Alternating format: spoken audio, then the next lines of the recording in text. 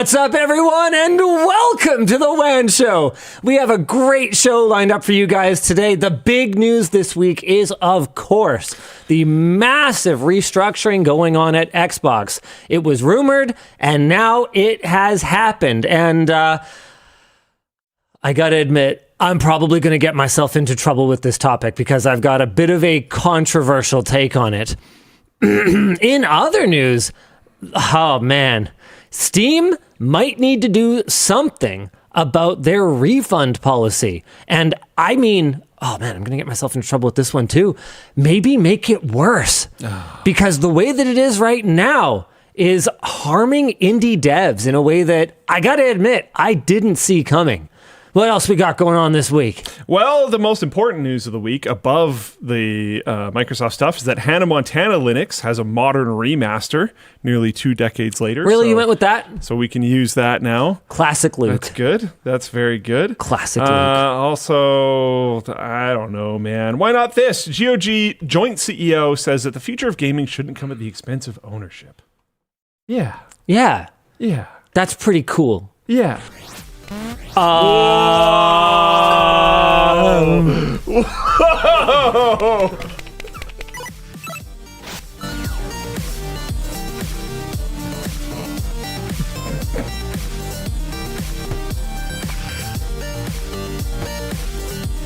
The show is brought to you today by Squarespace, MSI, Toshiba, and Motion Gray, alongside our wrap partner, G-Brand, our laptop partner, Razer,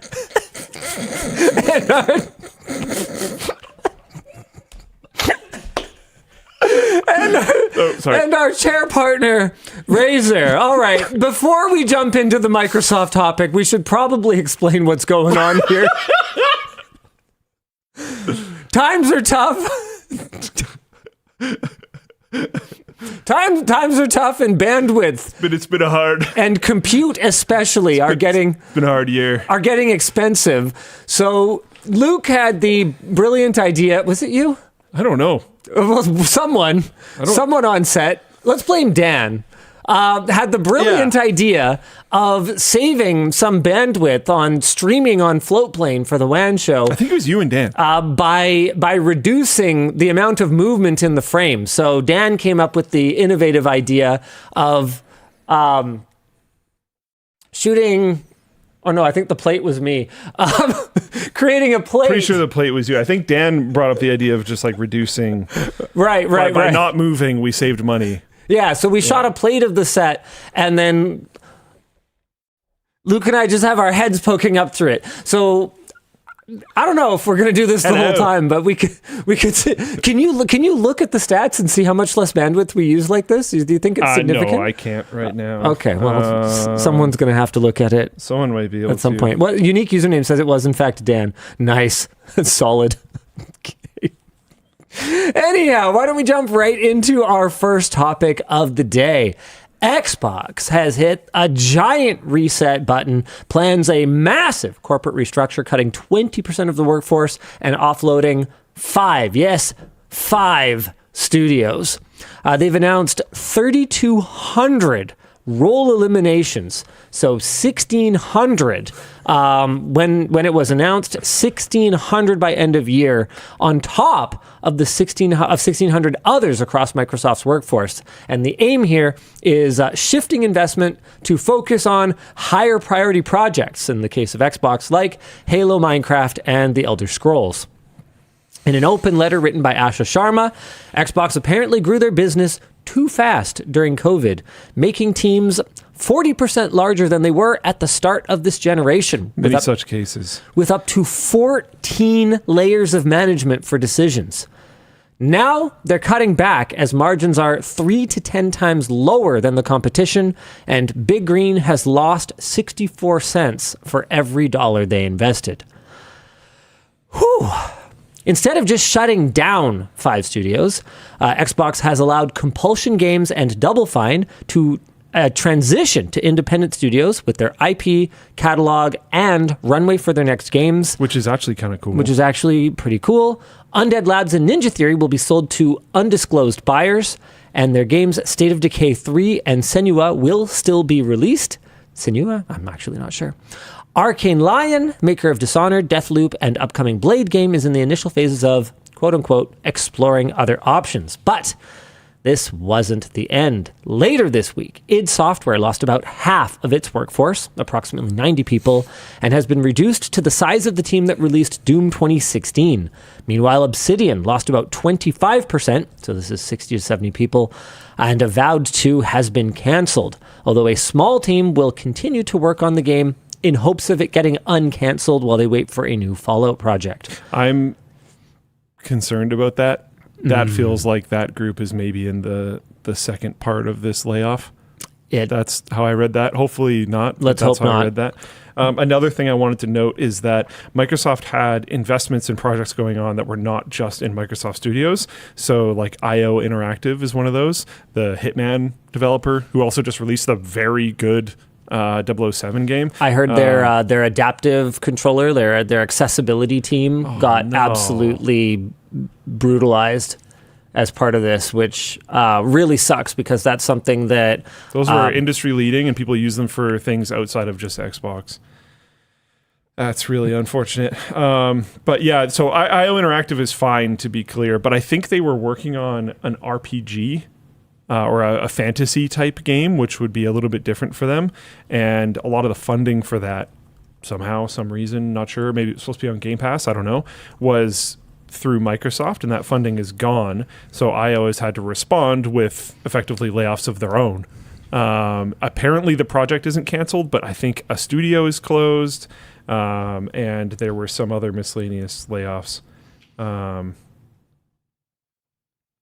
Yeah, rough. We've got quite a few discussion questions. I am going to jump in with one that I think is going to be maybe a little bit controversial. I love starting the show on a controversial note. Where is it? I wanted to. Okay, I'm just gonna. I had written it down, but I can't find where I wrote it. So let me pose this to you. I think that we can all agree that layoffs are bad. I don't think there's a winner. I don't think consumers win. I don't think they're getting more or better products necessarily out of a layoff. I don't think the employees win. Not having your job definitely throws not. Your whole life into uncertainty. Like our man, it's amazing as adults how much of maybe not everyone, but for me, my job is a huge part of my identity and my value. Basically, the first question after people meet you is, "What do you do?" Yeah. And that really is it. That's it. When you're in high school, when you're in elementary school, it's like, what's your favorite color? Yeah. High school, it's like band. What are you studying? Or that's maybe more college. University, it's what are you studying? What are you studying? Post-university is what do you do? What do you do? And they don't mean tiddlywinks tournaments on the weekend. Yeah.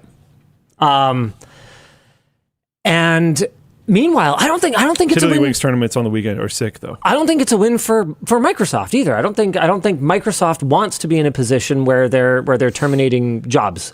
No, they wanted to be in a position where they had 100 million Game Pass subscriptions, and they thought this was the path there. This wasn't what they wanted. And so we can all agree layoffs bad across the board. Can I ask a question though? And if the answer is that's a stupid question, I'm open to that answer. But I want to ask a question here. Is it better to expand like crazy and hire a bunch of people and try and do all this stuff and have layoffs? Or is it better to just never hire anybody in the first place and just be obscenely profitable? It occurred to me, just because it came up for like the fourth time in the last few months, that Valve's a really small company. Yeah, but are they though? Are they? Valve chooses to have several hundred employees while being one of, if not the most profitable companies per head count. And the reason this came up this week was because I was talking about sort of like how they just keep acting like such a tiny little company. Like Steam controllers are back ordered until mid next year or something like that. Don't quote me on the exact date. And I'm sure they're hoping to, hit it at an accelerated schedule and all that. And they may over deliver.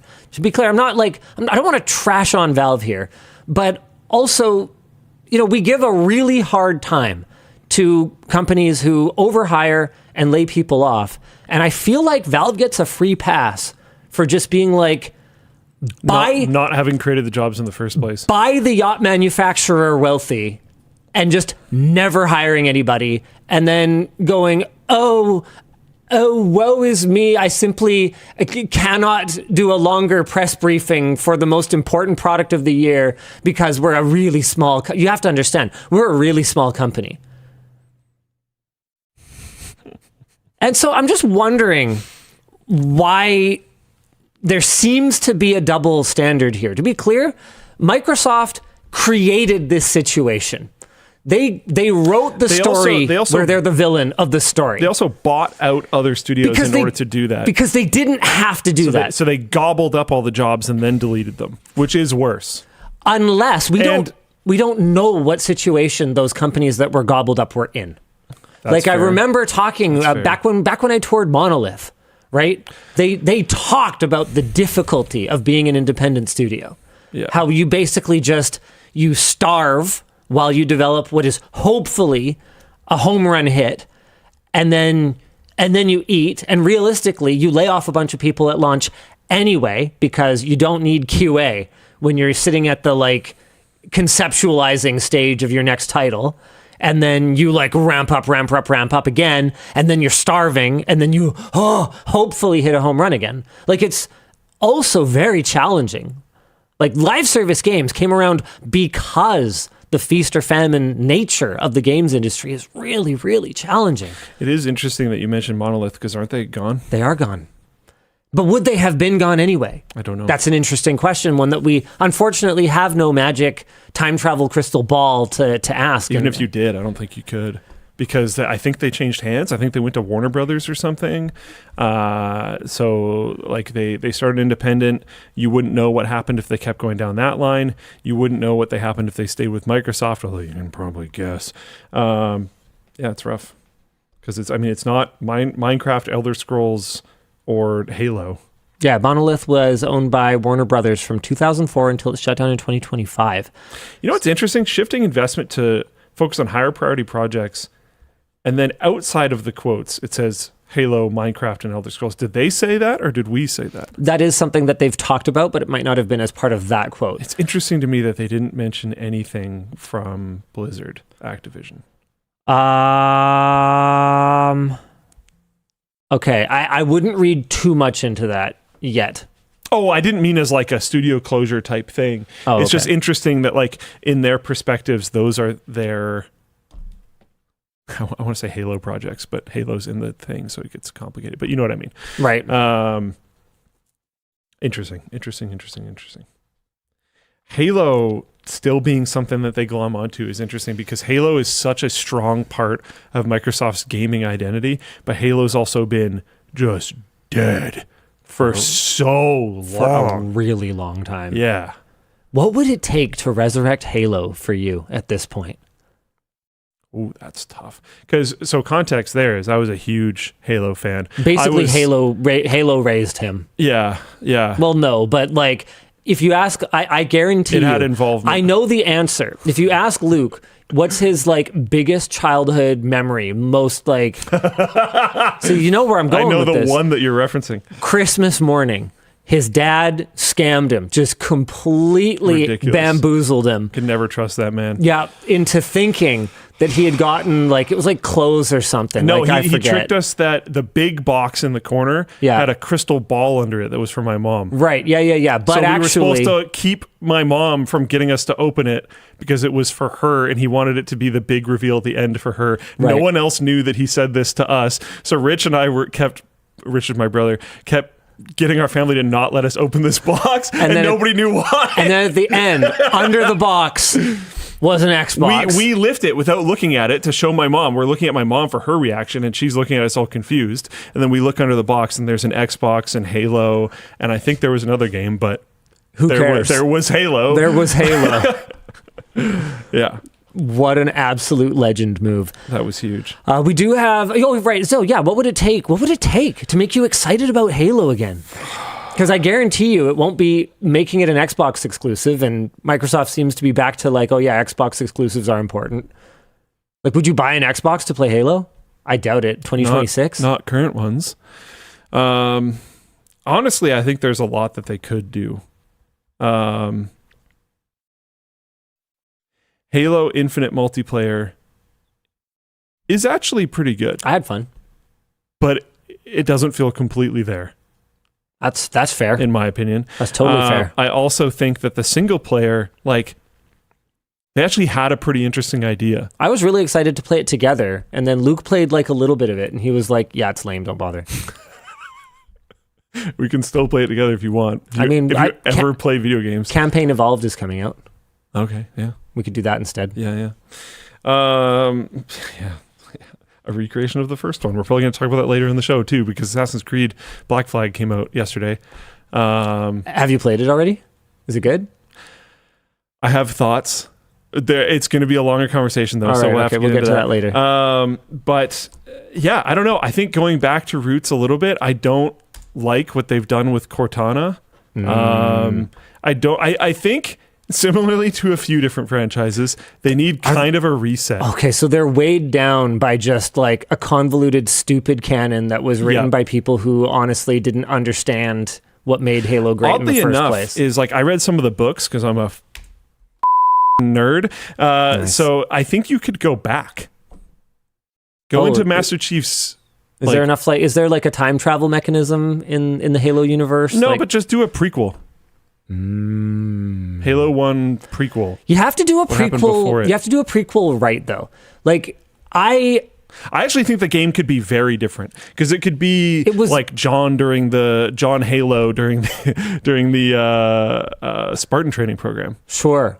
Or like something like that. It's got to be. You can't. Reach is in the past. I don't know. I stopped paying attention after 3. It's tough because like when your prequel, you have to, like, your next game has to be like bigger and better and more exciting and have new mechanics, right? But a prequel can't break the rules of the timeline of the universe. Yeah. So like so it was 1999. Okay, I was only 13 when the Phantom Menace came out.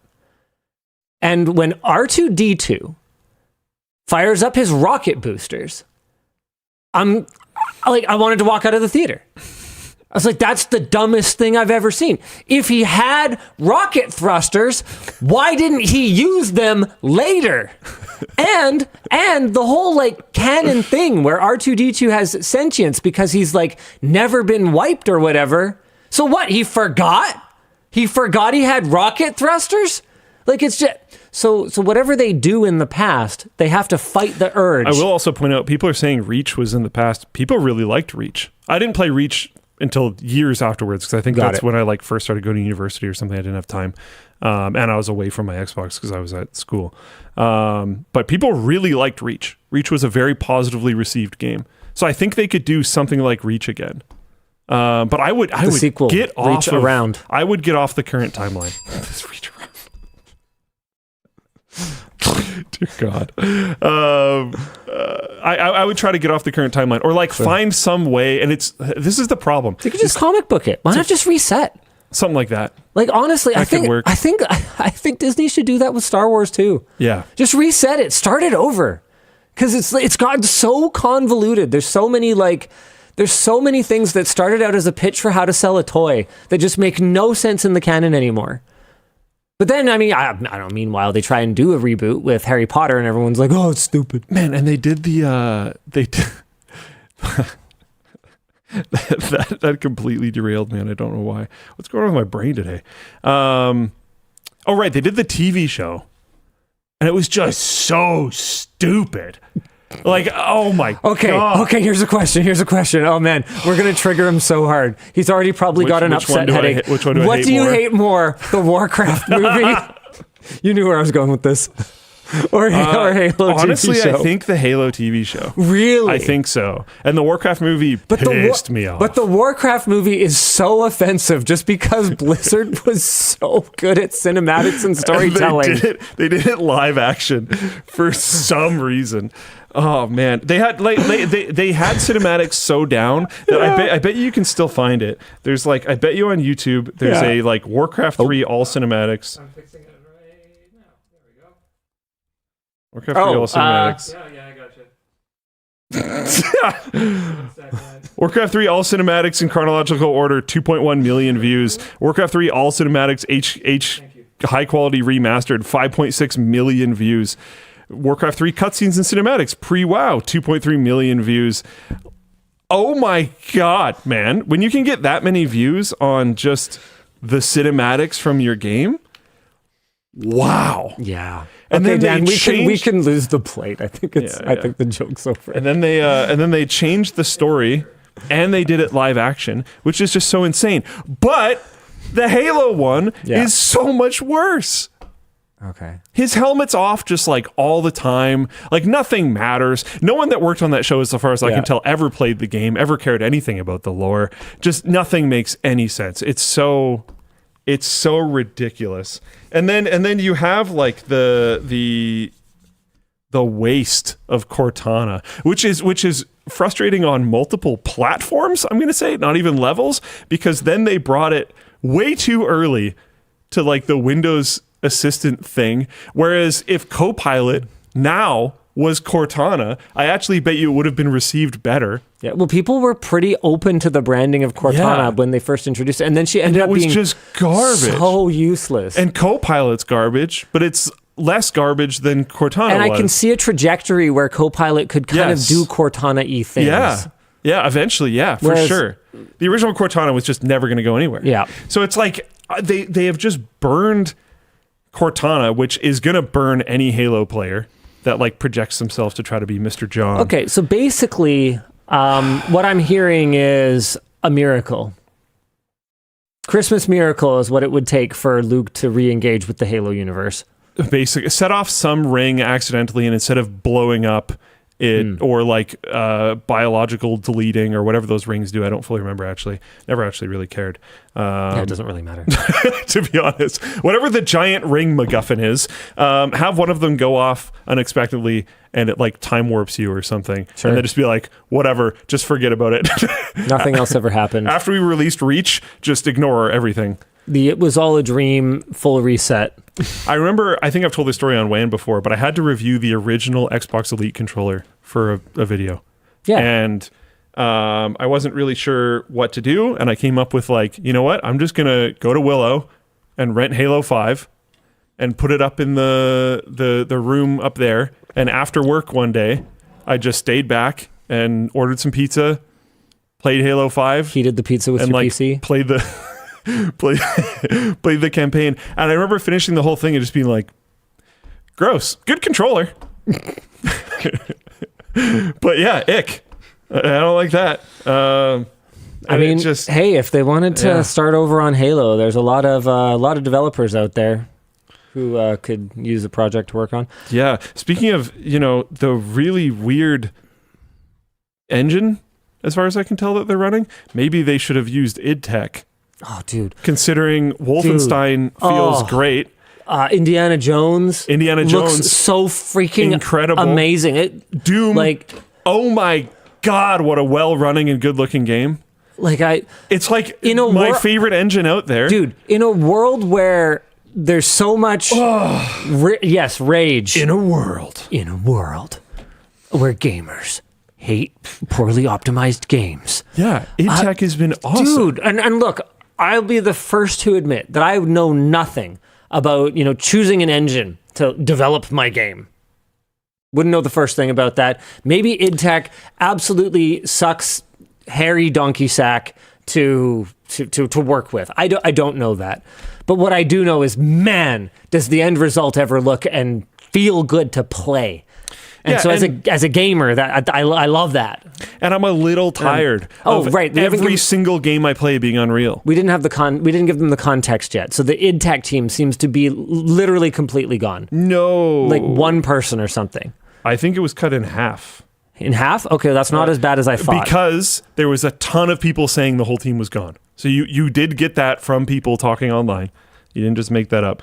But I think it's not correct. Okay. Okay, the note that we have in the doc is instead of shutting down 5 studios, IP catalog, but this wasn't the end.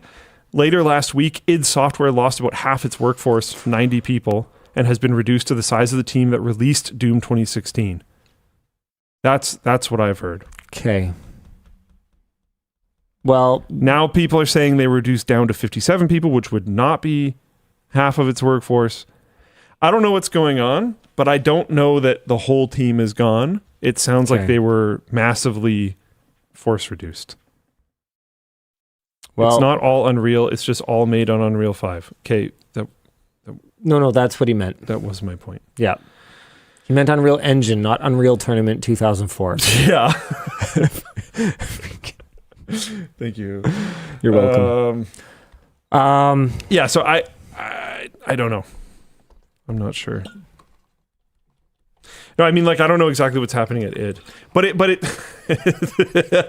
it sucks because I really did like that engine. Doom 2016, like, my God, what a well-running game. And some people have pointed out, like, Indiana Jones wasn't well optimized. I don't think Indiana Jones was about the optimization. No, but what Indiana Jones was incredible looking for how it did run. Mm-hmm. Like that's the thing, right, guys? It's all relative to a different kind of game. What the vision of the game developer was for that game. Their vision was something that looked filmic. Oh wow, it's weird seeing. We have a TV over here. I can see myself move now. It's odd. And Indiana Jones looked freaking filmic. Not all the time, right? But there were occasional moments in cutscenes when I was like, holy shit, did Harrison Ford get young again? Like, am I watching Indiana freaking Jones right now? Which is wild. Which is incredible. They didn't optimize for optimization. They optimized for looking good. Exactly. And that's a game developer choice. Fine. You don't have to like that choice, but not every game needs to be Dota. Not every game needs to run on absolutely every piece of hardware on the planet in order to maximize how many skins they can sell, right? Everyone's got a different strategy, and that's fine. That's acceptable. Apparently, someone in chat is saying Digital Foundry said Indiana Jones and Doom TDA are optimized. Indiana Jones is 100% ray traced and ran on non-ray traced hardware. If. So cool. Yeah. Anyways, that sucks because I don't know. I don't know if I'm well placing this, but I've been a little bit tired of Unreal Engine running basically everything. Here's a new discussion question that I assume David did this time. Yeah, of course it was David. He asks, will Xbox exist in 10 years? Which I don't think either of us would have any way of knowing that. But the more interesting part of this question, in my opinion, is who will own it? Microsoft doesn't actually seem that interested these days. If Microsoft were to sell Xbox, who would be lining up at the door to buy it? Does Amazon still have Luna? Saudi Arabia. I thought they've been paring back some of their cultural they bought EA investments. When was that? They bought Niantic, whatever. Yeah, they did buy Niantic. That was relatively recent. Amazon Luna still exists. Wow! Featuring top new games, Courtroom Chaos from Xbox Arnold to Schwarzenegger. Get it, Amazon? And their logo has a hole in the middle of it. I get it. Get it? Hey, that is actually kind of the logo for Luna. It's an A. Anyways. Whoa, that was loud. That's all you get. Dispatch. Okay. Oh. This is Shadow of the Tomb Raider. I'll never be free of this game. I've probably spent more time in that game than practically any. Skyrim, immersive adventure game. Yeah, okay. Amazon Luna's still a thing, so maybe Amazon. Load that up and scroll up slightly. What was that category? What was that second last category there? What is this category? Which one? Immersive world adventure games. It's like, oh wow. Other than Alan Wake, old games. Oh, yeah. Skyrim. I can't even click on this. Oh, I can go here. Okay, no, we got Hogwarts Legacy. That's in there. That is newer. The But game, you also have Fallout 3 right beside it. Indiana Jones and the Great Circle. Okay, yeah, well. Okay. Also 4. That's slightly newer. Yeah.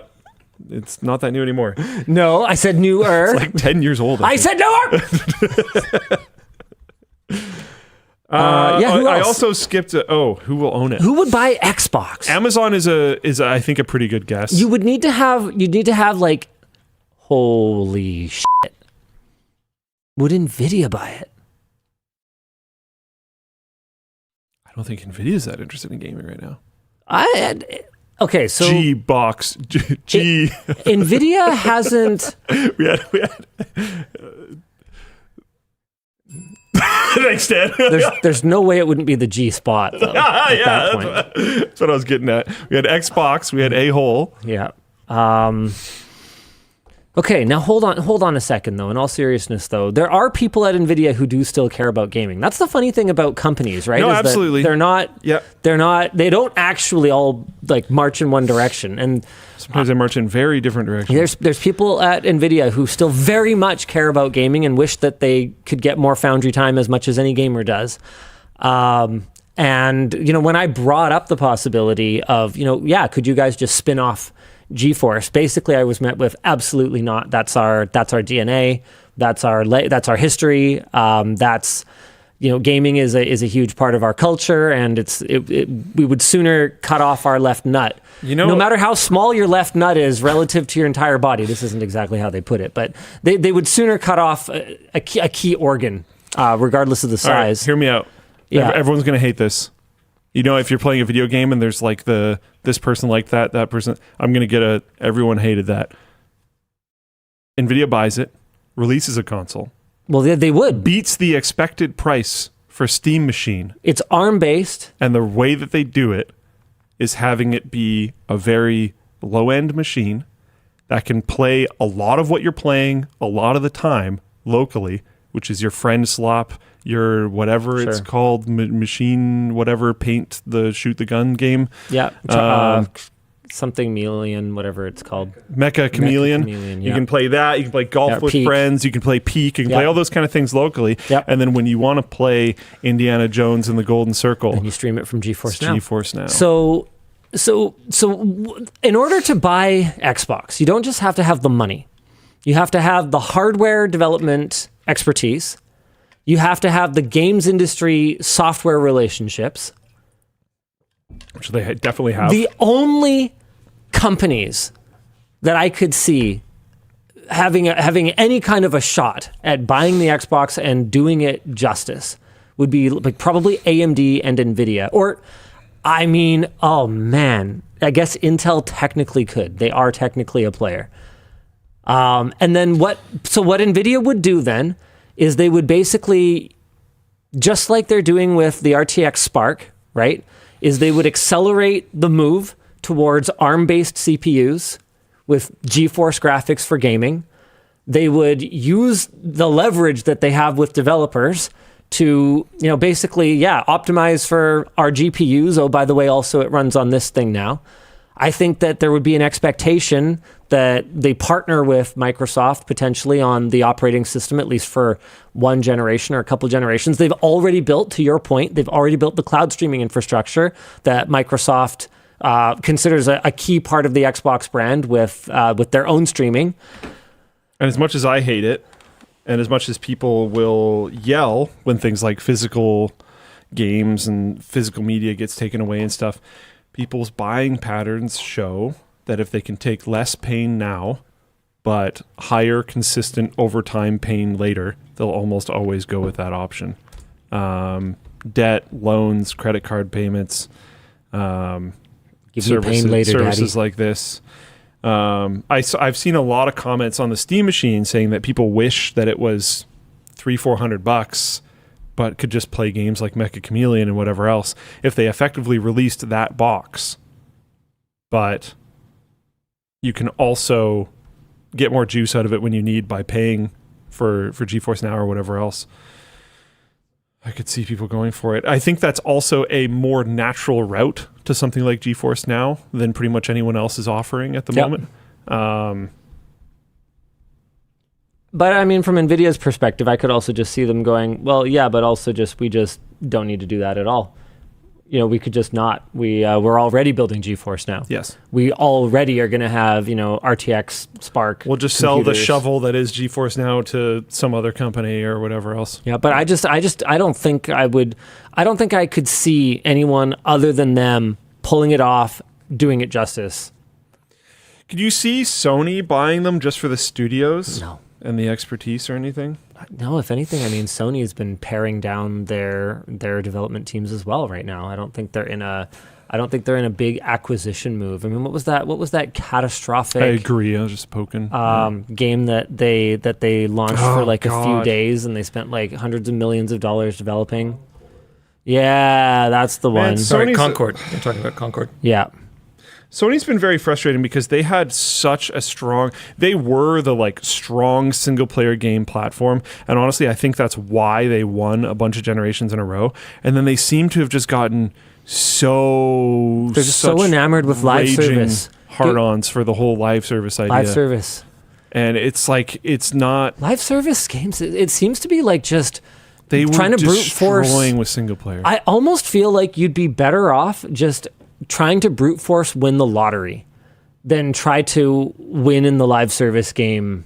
And if you win, it's massive. Yeah, but if you win, it's massive. But you probably same won't. Deal as the lottery.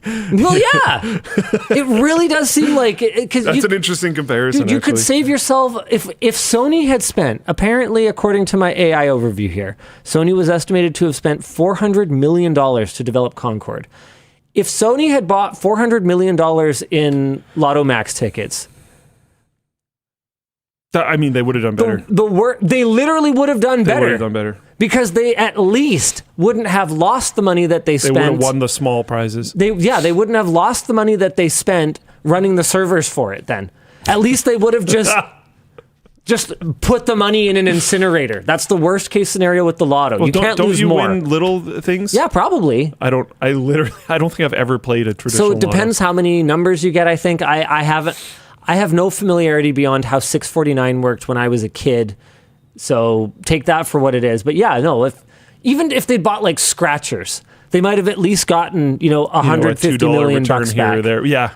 Because a lot of the odds a lot of the time are actually mandated. They could have gone to the casino and just put it in the slot machine, which is unfortunately super normal these days, and gotten more money out of it than developing Concord. Yeah.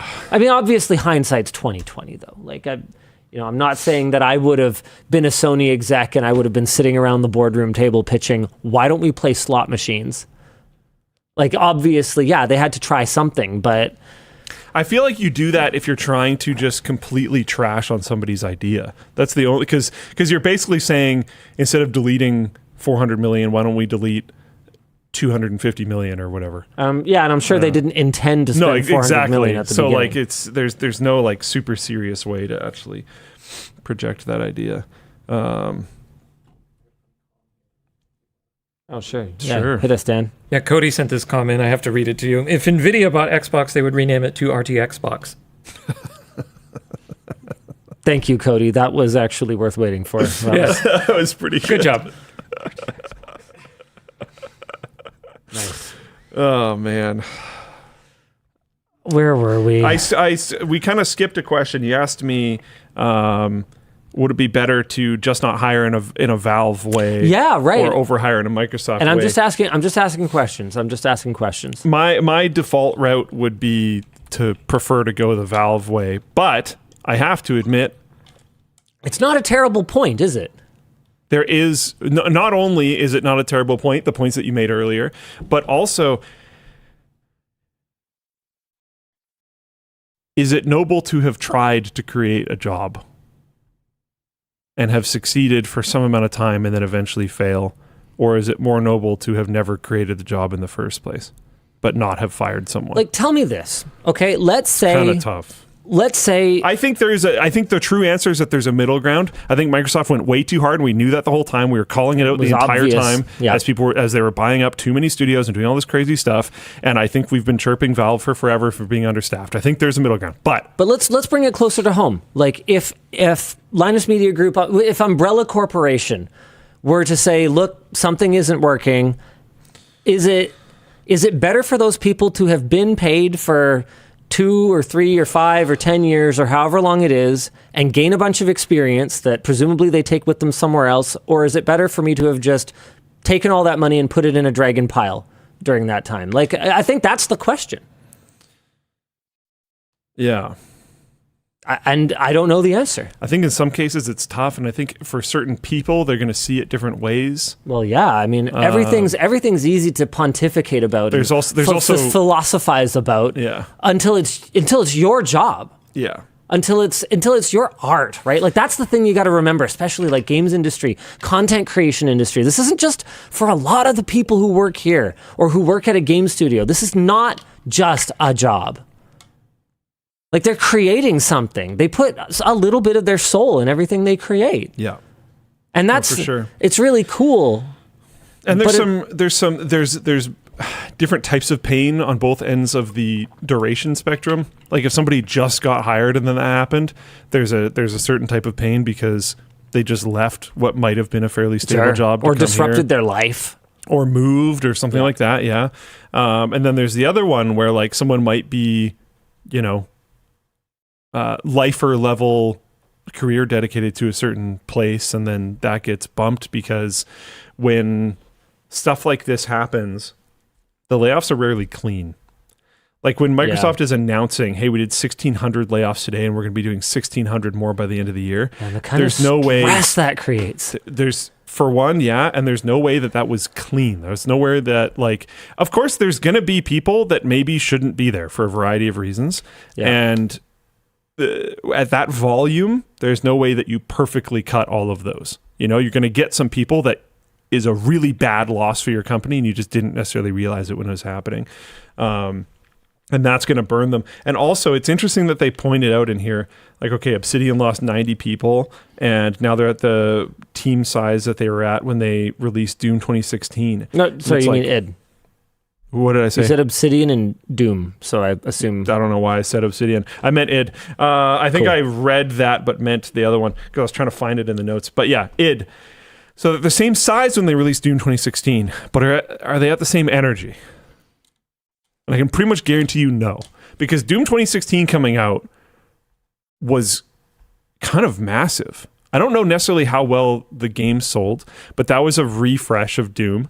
It was received super, super well. Yep. And the engine was mind-blowing. That was Vulkan. That was like the beginning of the change. Like that was a huge deal. A lot of people were talking about it. There's a lot of energy. There's a lot of positive momentum. There was a lot of potential energy.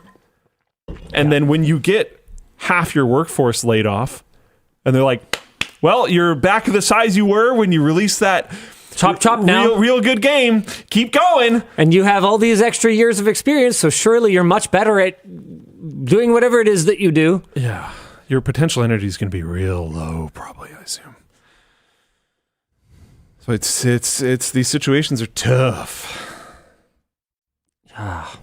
I ugly, man. I don't envy anyone involved. No. And to be clear, I'm sure there are absolute complete sociopaths at Microsoft involved in these decisions who don't care about the impact they're having. But I also genuinely believe in my heart of hearts that there are people for whom these decisions are like agonizingly difficult. And then on the other side, for the people who are losing their jobs, I'm sure there are people who were not really that engaged, who were looking elsewhere already. And on the other end of the spectrum, I'm sure there were people for whom working at this company was their life, their identity. And they what do you do? I work for Microsoft. Yeah. I work at Xbox. Yeah.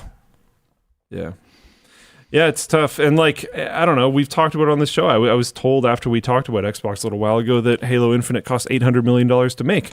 Like something was going to break here. It's been, apparently they've been basically looting Minecraft and a couple other things, but mostly Minecraft for like years to make all these other things. And it hasn't been working out. There's been a lot of duds along the way. There's been great games along the way as well.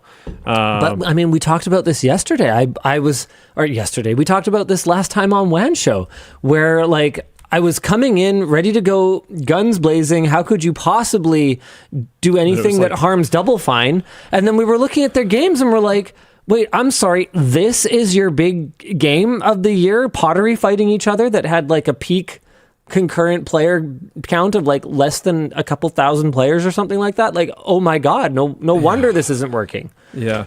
There's a discussion question again from David. Yeah. I really like the questions he came up with this time. Other than Forza Horizon 6, when was the last system selling Xbox game in your opinion? Forza Horizon 5. And not everybody's into racing games. I don't give two shits about them. I really like Forza Horizon 6. I would not buy a console for it. It's not a console selling game to me. It's a lot of people it is. I agree. For me, it's still a fantastic add-on. If I'm buying that console, I'm going to get Forza Horizon 6. Sure. But it's not quite a console selling game for me. A good Halo? That's the thing, man. If they release one good Halo, we're back, baby. I'm not even kidding. I'm not even like I can't even stress that enough. One good Halo game, everybody will come back. It would happen. You know what a funny thing is to me, and I'm gonna completely derail this, but like, why does it have to be Halo? Okay, there's so many great something special about Halo. There's so many great intellectual properties out there. Mm-hmm. Like, how is it that Microsoft doesn't just go to Terry Brooks and be like, okay, we're gonna do Shannara? Like, huh? It's like a fantasy novel, 15, 20 novels or something like that, best-selling for like decades. Like there's IPs out there. You're Microsoft. You have I've seen this. enough money to buy the earth and all the heavens. Apparently there was a Shannara game back in the day. Okay, I had no idea. And Rakenclaw says kids don't know those novels. Yeah, kids didn't know Halo either. It doesn't matter. The point is, there's like an entire small home library worth of lore to mine here. F***ing license it and make a great new IP. Like, why is it that we can only do like weird stuff like Kiln Fighter that no one cares about? Or that's Double Fine. Double Fine that's does. True. This is true. This is fair enough. But still, No, or remake something.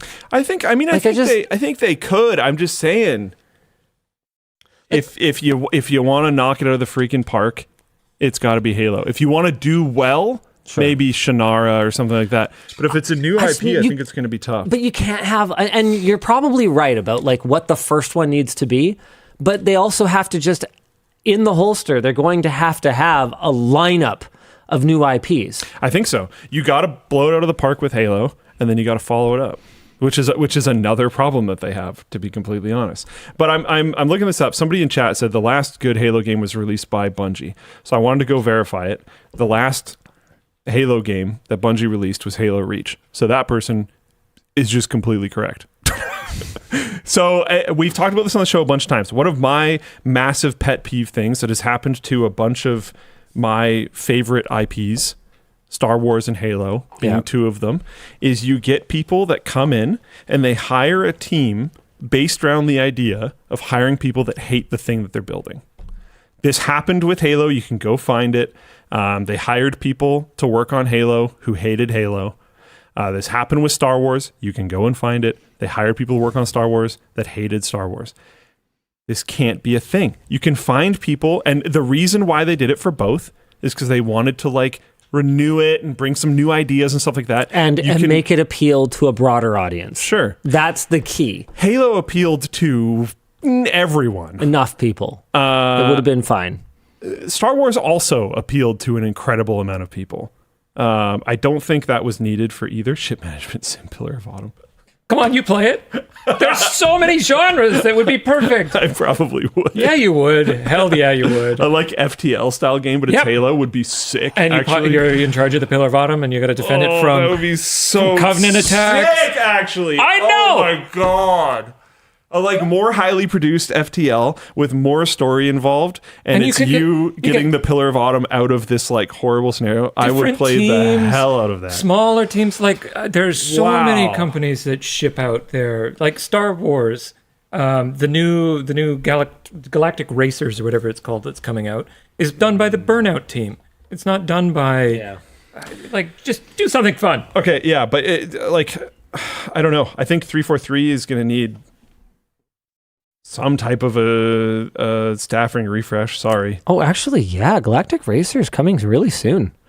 That game looks so cool. October. I'm stoked. Oh my god. So stoked. Especially with the pedigree. It does look It legitimately looks so sick. insanely cool. And this is what they could do with the Halo franchise. It's just be like, oh, you're a studio and you make really good ship management sims. Here's our IP. Go and do something cool with that. Yeah, how about we both win? Create that looks win-wins. so dope. Yeah.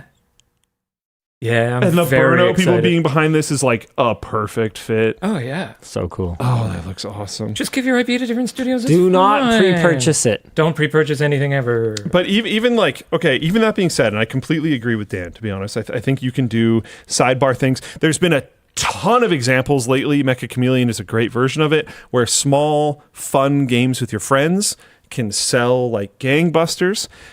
Do that kind of stuff with these IPs and in these universes, but keep them small games and keep them cheap, and have them be group games that you can play with friends. And I think it would go Cheap pretty is well. hard.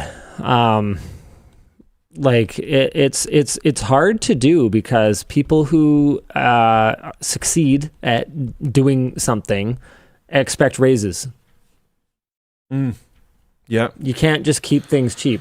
You could, what you could do is you could just lay off all the people who now are paid more and hire new, fresh people who are cheap, and you could keep costs down that way. But I guarantee you, nobody would like you for it. Is that your employment track into the mainline game developer pool, though? I mean, yeah, possibly. But then I think you eventually end up with that pool being too big, and then you end up with Concord, because what are they going to work on now? Yeah. All right, we should probably, Andres 528 says, wait, is this still just the first topic? Do we want to talk about Assassin's Creed now? It shouldn't be too long. All right. Oh, yeah. Oh, really? Luke is going to talk about an Assassin's Creed game. It won't be too long. Buckles in. Do you want some more? Do you want some more water? Maybe. Okay, so We're gonna be here for hours. we could be, but I'll try. Okay, so first thing that's interesting to me is the reviews. I see mostly positive here. I don't remember how to break it out. By region? Can I see You can do by language on the breakdown? left there. Boom! what's Mostly this? negative under simplified Chinese. Oh, interesting. Yeah, but don't they like review bomb stuff if it has a bad translation? Which makes sense. I think they do that, but apparently, I thought most of. Okay, so I do think that's a bit of a thing, and I mean, Yeah, fair that's enough. fair. Yeah. It is language broken out reviews. Yeah. And if the translation sucks, then sure. But what I've read online is that this isn't actually necessarily because the translation sucks. Yeah. What I've read is that it's because of things like the microtransactions and stuff like that, which I think is kind of funny. Wait, sorry, what? So Chinese gamers don't like microtransactions? Am I missing something here? Isn't that the land what brung us Genshin Impact? It's the land what brung us many of those mechanics. But it's interesting to me because I don't know if my memory is perfect on this. I looked in the microtransaction store because I saw everyone was pissed about it. Yeah. And Horse armor, right? it seemed like the things that you could buy to me were effectively the same things that you could buy last time. So just like last time, I just won't. Right. And it's fine. Right.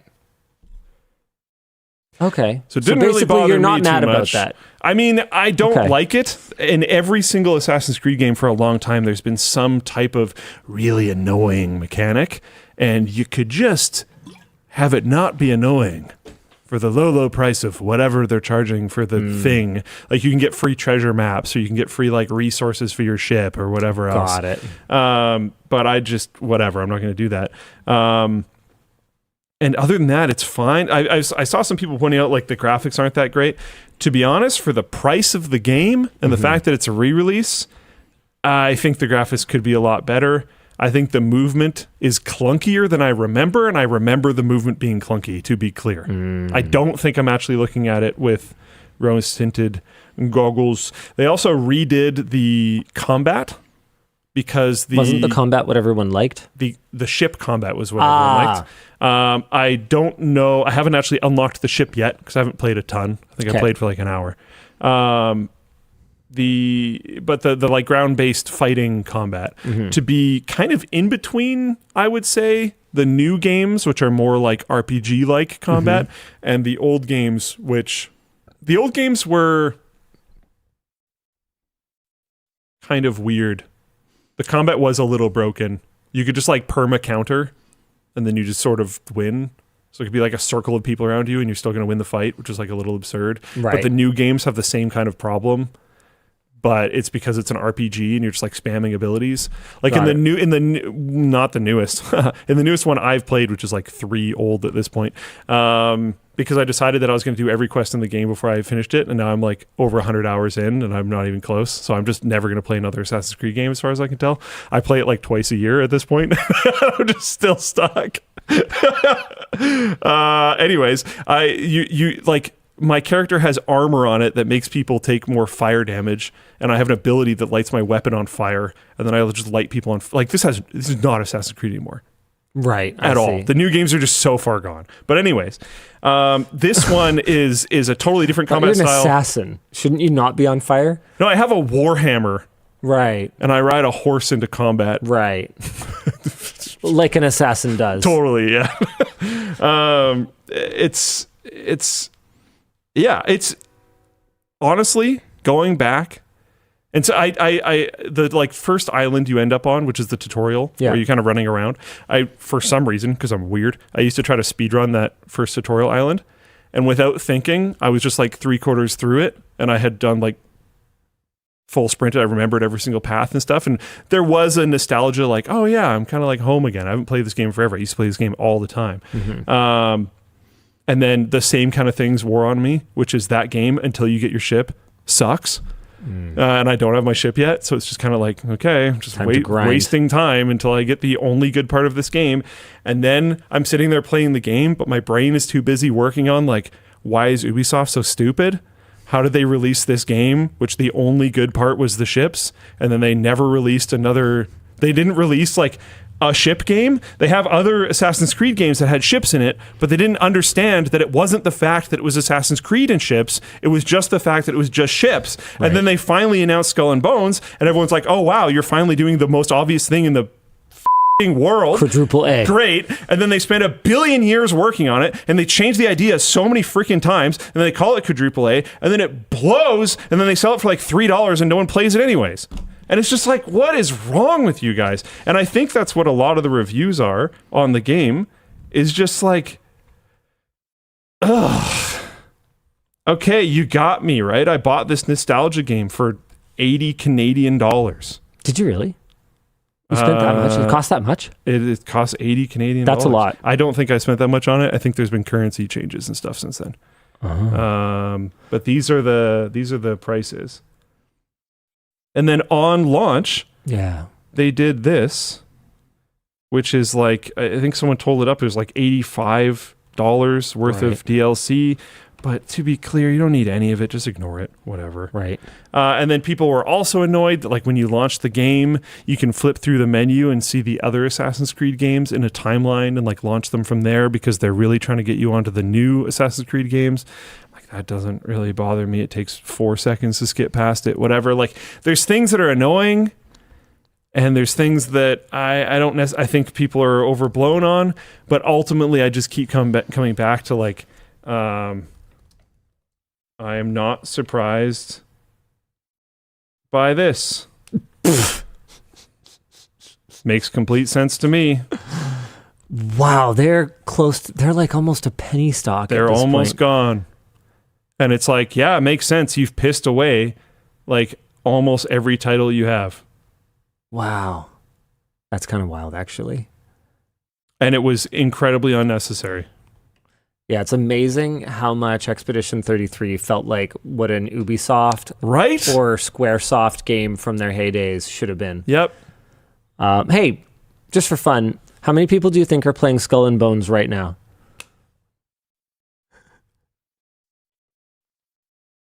$16. Actually, no, quite a bit better than that. Okay. 325. Oh, wow. Yeah. That's actually like genuinely a lot better than I would have thought. Yeah, 325. Good job, Ubisoft. How much did they spend making that? Hundreds of millions? So much money. And like, I just have to come back to again. Okay, when was Skull and Bones announced? Oh, man, 1,000 years ago. Apparently, I've searched this before on this laptop. Nice. Officially announced in 2017. For context, there's 6,000 people almost playing Expedition 33 right now. Yeah.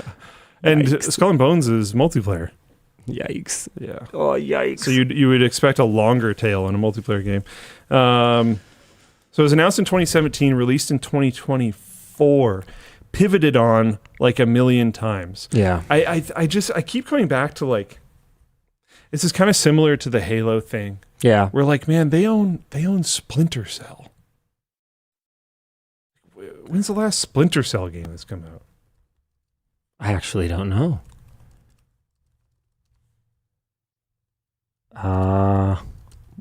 The last full standalone game, according to AI, is Splinter Cell Blacklist from August 2013. Bro. What's going on, man? There's like no good single player FPS games. One released, 007, and everybody's like, wow. Let's all play this. All right, we should move on. I think this is still our first topic. All Is right. Dan even there anymore? I don't think so. And he's I gone. think he abandoned us. Nice. Okay, what do you want to jump into? Hannah Montana. Really? Let's come up for air. Hannah Montana Linux gets modern remaster after nearly 2 decades, almost as long as it's been since Ubisoft released a good game. It's called Sweet Niblets, and its new version 26, is built on Debian with a reskin of KDE Plasma. Developer and YouTuber Noah Kaggle has released this version, a modern remaster of the infamous 2009 meme distro that was abandoned almost immediately after release. There's a bunch of stats about it, which no one's going to care about. Hot pink Hannah Montana branding, very nice. That hot pink Hannah Montana branding can be yours if you are using KDE Plasma 6. Where is it? The original in 2009. Legendary Linux meme. But yeah, it's a skin for KDE. So you don't actually have to get the probably best distro that there is, Hannah Montana Linux, if you want your system to be pink. Pretty terminal. Yeah. You could grab the background and you could skin your KDE and you'd be fine. Okay. Amazing New Worlds. Thank you. You should Wait, do an iSwitched. do we not even know who the original developer of Hannah Montana Linux was? I don't think so. I think it was anonymous. That's pretty wild. You can still download it, by the way, but it would be we actually did a video a little while ago trying out random weird Linux distros, and Hannah Montana Linux was one of them. And I don't think we were even able to get it working without using a VM or something like that. Like I think it required a workaround. Don't quote me on that. I know some of them did. More usable than Temple OS, I'll give it that. Okay, well, thank you for that. Why don't I pick something? Yeah. Did you know, this blew my mind. Did you know that you can play Half-Life 2 at over 100 frames per second Yes. in your browser? Wow. I'm going to do it right now. Okay, yeah. That's actually sick. Developers Sliquent Reportedly, a high school student and 98006 have released... SLQ and I think. Sure. Have released a fully playable browser port of Half-Life 2 after about 3 months of work. The game runs natively in your browser using WebAssembly to run the engine code and WebGL2 to talk directly to your GPU. It saves files live in your browser's storage, and the full developer console works for cheats.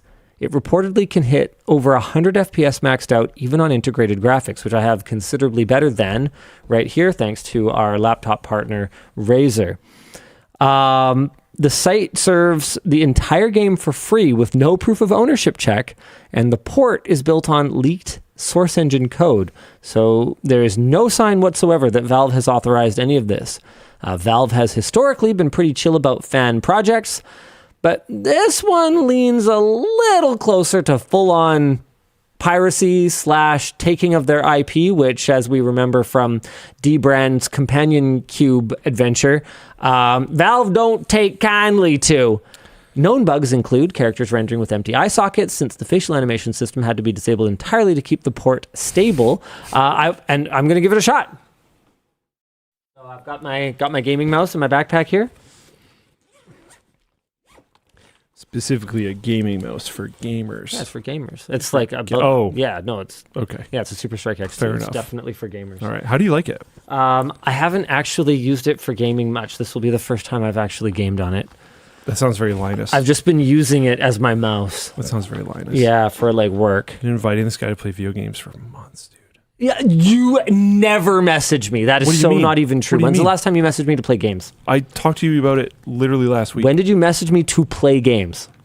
All right, I'll do that then. Yeah, that's what I thought. I'll do that then. Next time, think before you talk shit.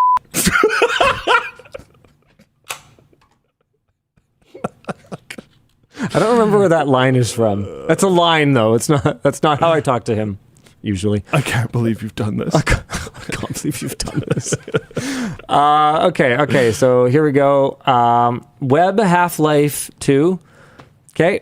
Oh wow, you can play episode 1 and episode 2. Where's episode 3? Hold on, let me try and scroll here. Ha. I'm just kidding. Okay, downloading map background 01. Full screen, obviously. I don't know how long this is going to take. It takes a wee bit. It will. I did it on mine already. Oh, you did? Oh, okay, cool. Yeah. Sick. Oh, I didn't full screen mine. Here we go. Oh, What? Yeah, no, that's you're fine. Good. You're good. Yeah, new game. Okay. Can I go to a different chapter? Evidently, no. I don't remember how this interface works, so sure, start new game. Let's go. Or wait. Oh, shoot. I should have checked the options. Get more resolution. Time to be stuck for a while, I think. Okay, cool. Oh. Here we Never go. mind. Okay, while we get through maybe like some cutscene-y stuff, what should we do a quick top? A CW announcement and then explain and do 2 comms. My screen is covered. Yeah. I got it. Cool. End of season apparel sale. Oh yeah, we've got lots of good stuff in here.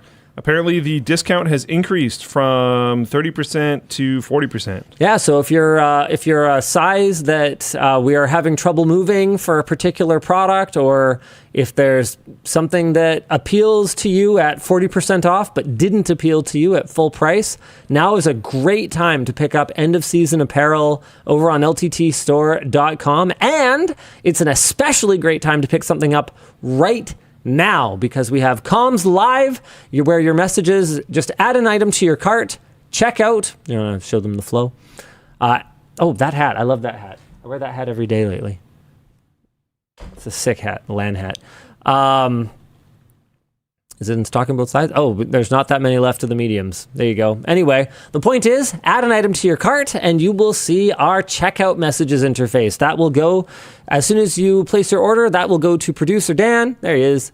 Hey, he'll reply to it, or he'll just pop it up on the screen like that one from Stephanie R up there, or he will curate it for me and Luke to respond to. It's all up to him. He has the power.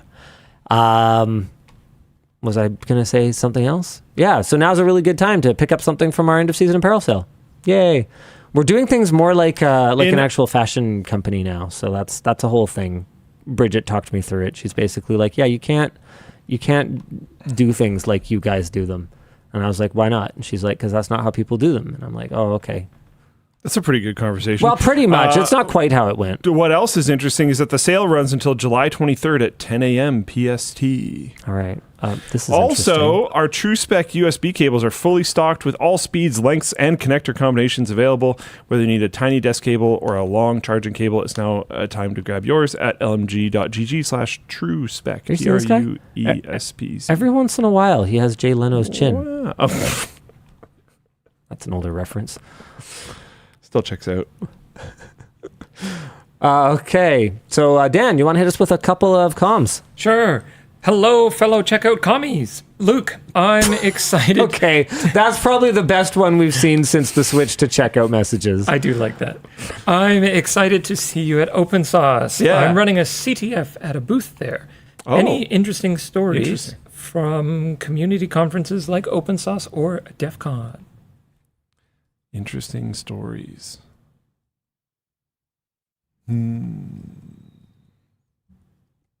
I remember you were talking about like some cool, just like hijacking, like wireless hijacking stuff that was just for lulz, like not super malicious or anything. At DEF CON, probably? Yeah. There's some really interesting stuff at DEF CON every year.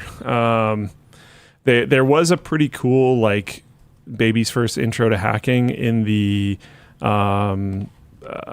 like, Astro security area, where they had some like space security teams, which was really interesting to hang out and talk to. And then they had this thing where it taught you how, lots of satellites are just like open.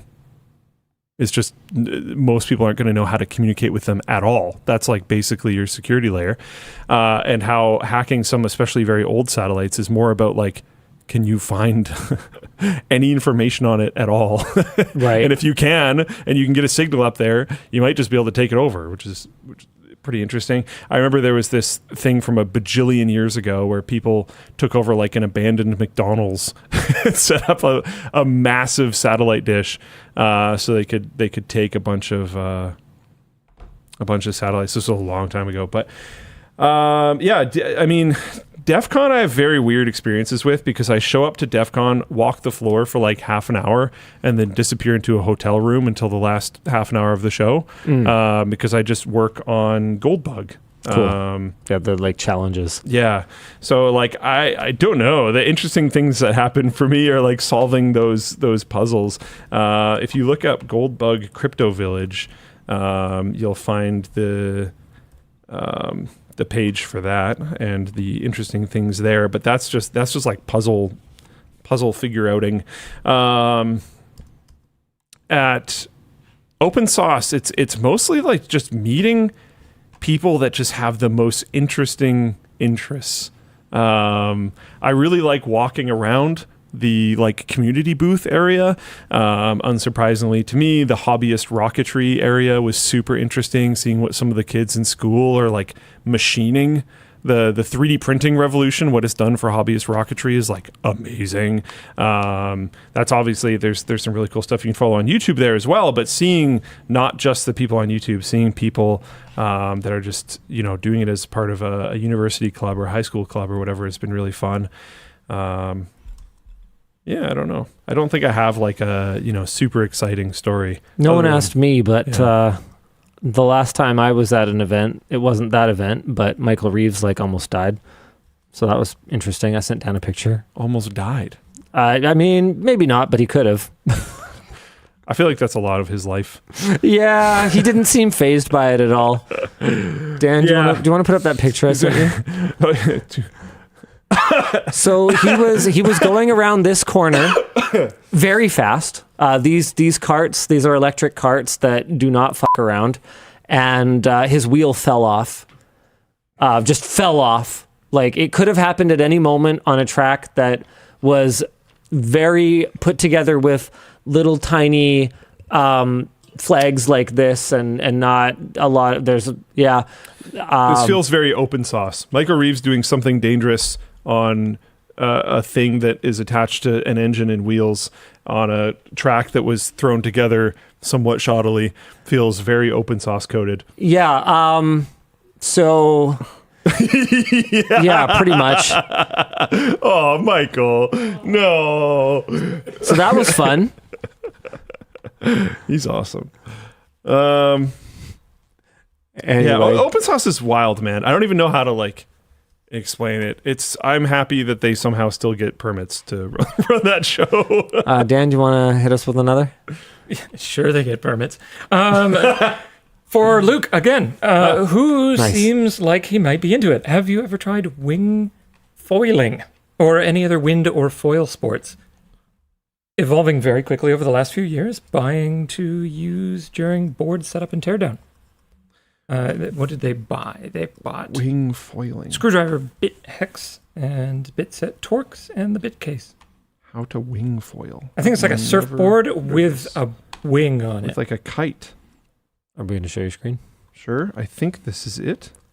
That seems like the one. It looks like he's holding like a it's- big inflatable it dinghy or does. something. It's got a water foil. Yes. Yeah. So The you're board using is the one with the foil. The yeah. like kite power, wind power that you're collecting from the foil, I guess. The sail, inflatable sail, foil, wing thing. No, the foil is the board that comes out of the water because it's got a wing under the water wing. Right. That makes Water. sense. Okay. Yeah. No, I mean, that seems super cool. I have always been not good at sports that don't have fully independent foot movement. Or hitting. I gotta have hurt. Do tend to do a little bit better in those. Type 5 fun. Other people. Again, No, that's one. Other people. That's type 1. You inflict pain onto other people.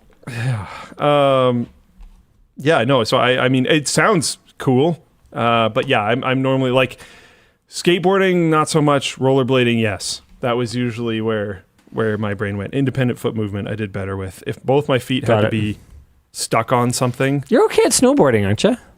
I'm okay. I would probably be a lot better at skiing. I've always had that thought, but I I've never skied wanted to switch. for the first time in over 20 years, like 25 years recently. That's not true. Oh, skied. Yeah.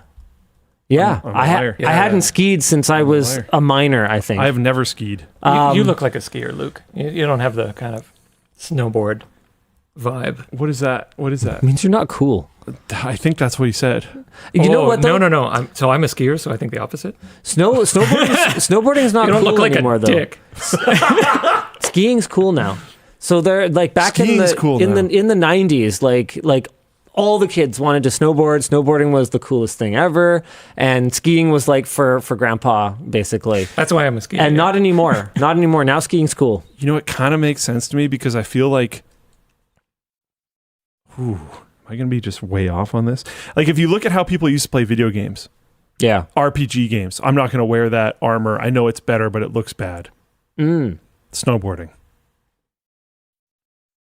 If you look at nowadays, I will look like a complete weird clown, or I will pay money to skin my stuff so it looks better, but I will always wear the most performant things, and I'm going to check my stats, and I'm going to try to be better than everyone. It's competitive, and I'm going to practice, and blah, blah, blah, blah, blah. Min-max all the things. Skiing. Interesting. That's my theory. Good theory. I agree. I also, Because skiing is like, and snowboarding's more like, I mean, you can tuck on either. yeah. Yeah. But usually the borders are carving and having fun and going for man. style points Oh. and doing tricks and stuff I don't like know, that. man. For the longest time, if anything, snowboarders had the reputation for just tucking down the hill and like running people over and stuff versus like, skiers, because it was a demographic issue. Like it was a bunch of young, irresponsible dudes on snowboards. The cool kids. Yeah, exactly. That's interesting. I've had more experience with annoying skiers flying down mountains, but I think both sides are pretty brutal. This is fair. So unfortunately, I seem to have crashed it. I went up this ladder, which may have been like a loading point. I don't know what clear cache does, but okay. I can Oh no. take a guess. Yeah, well, I don't know what cache it's clearing, Luke. I think that was a loading point. Yeah, so if can I load? Okay, can I load this autosave? Because it's been working. I've heard you going around. Hold on. Full screen. I've been going around. Okay, so here, I guess this is about as good as it's gonna get. Ooh, look at those rays. Yeah, right. Oh, wow. Whoa. Wow. What RTX card are you running this on? It's amazing. Is How this much Indiana of my Jones? life, looking back on my life, how much of it did I spend without these rays?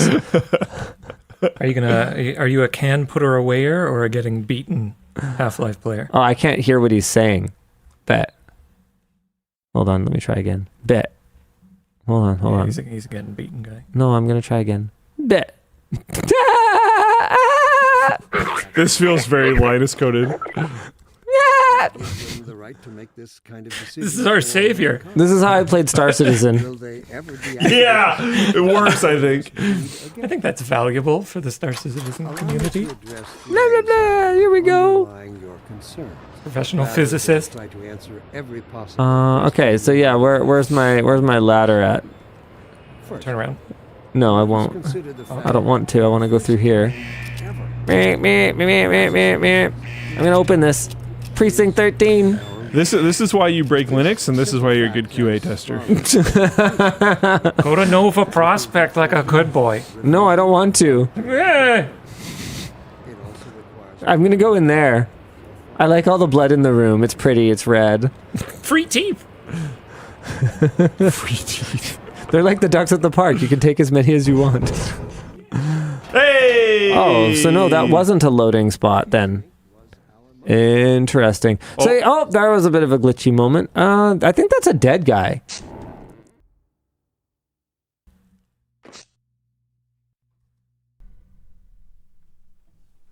Yeah, basically, it was not good. I'm surprised you don't know who that is.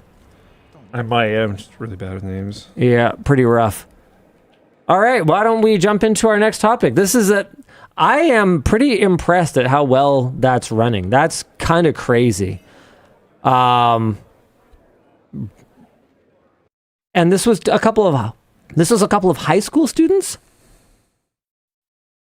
Yeah, That's incredible. really good job. Yeah. Wild. All right. Hey, on the subject of Valve, solo German game developer Zorro Arts said that his co-op boat game Paddle Paddle Paddle has been refunded over 55,000 times out of roughly 270,000 copies sold in its first year, a roughly 21% refund rate, which, okay, on the surface is not a huge problem, right? Except that the game sits at 90% positive reviews. So how is it that you can have 80% of people not refunding it if 90% of people review it positively? Discuss. So actually, you don't need to discuss because the answer is pretty clear. Steam's policy grants automatic refunds under 14 days of ownership. Okay? And under 2 hours of playtime.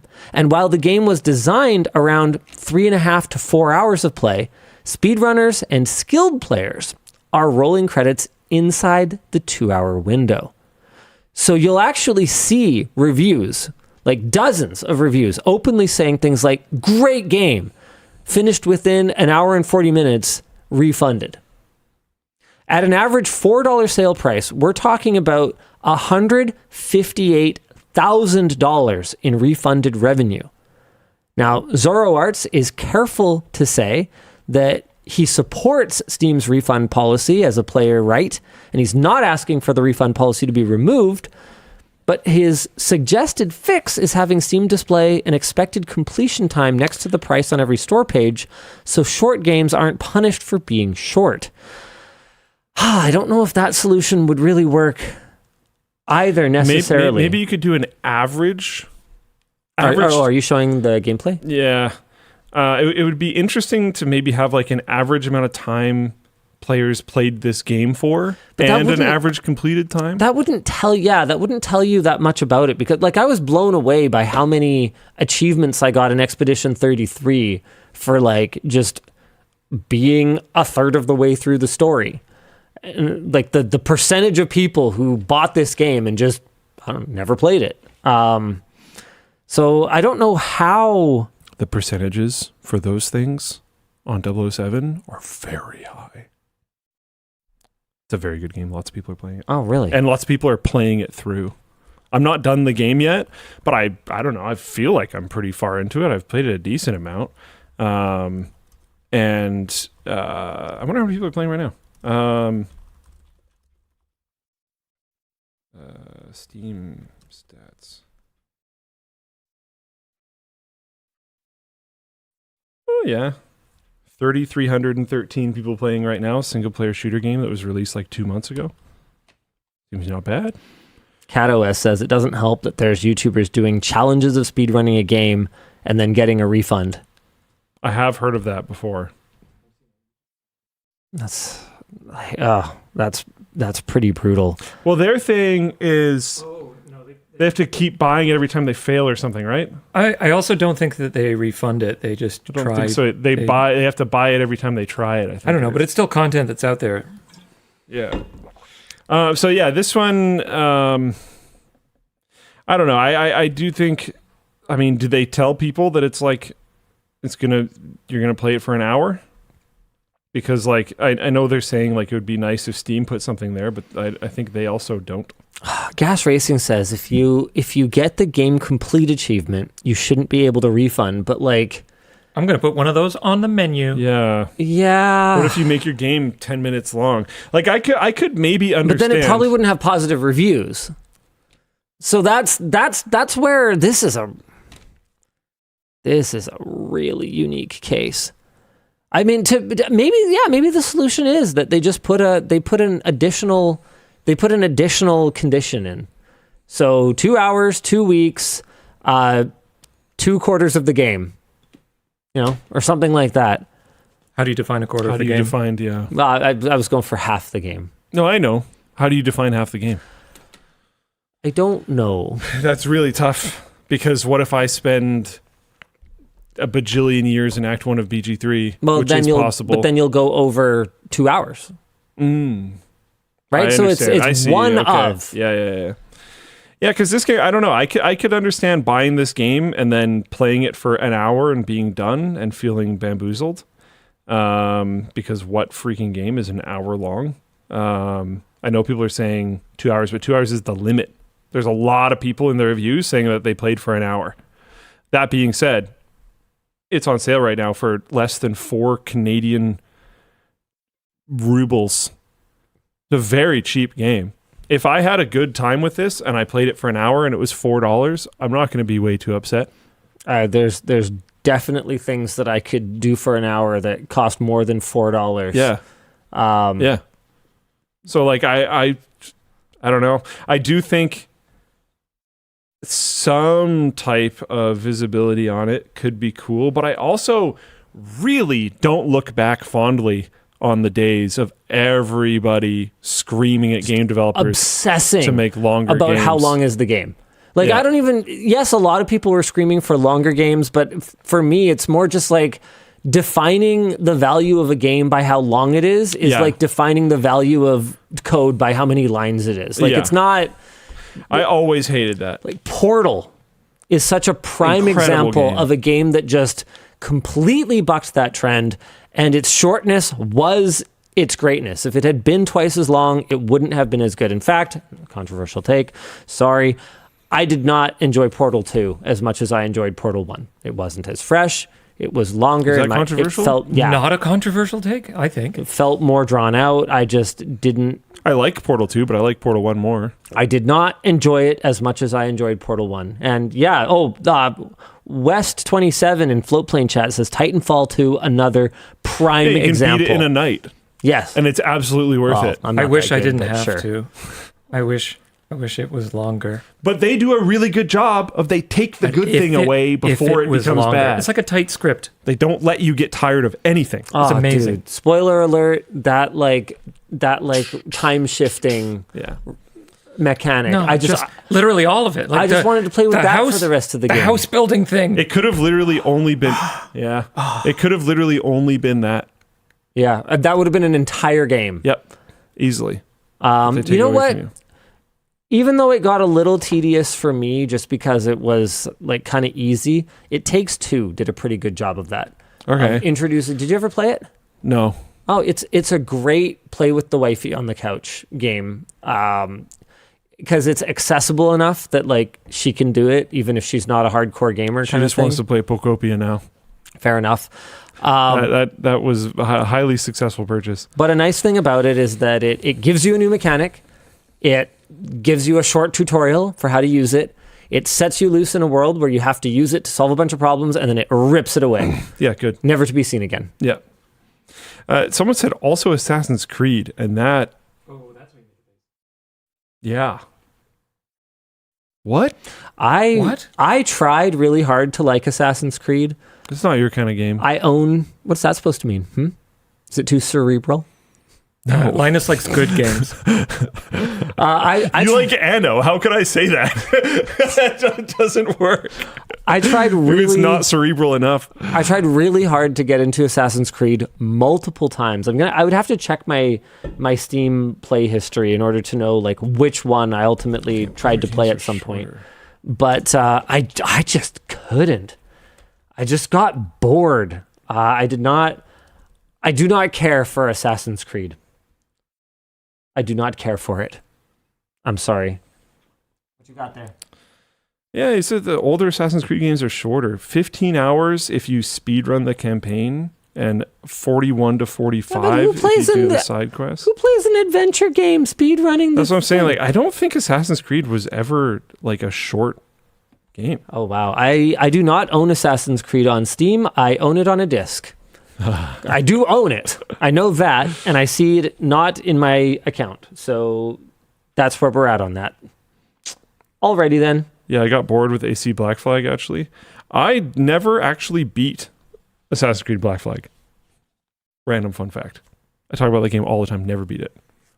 Oh, that's the one that you're trying to 100% all the stuff, No. right? Oh, that's Assassin's Creed 4.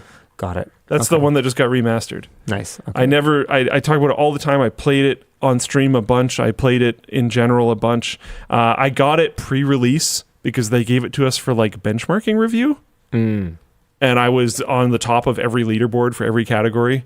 Nice. I loved that game. Never beat it. Never had any interest at all in beating it because to beat it, you have to go on land. I just didn't care. Nice. Didn't care at all. That's true.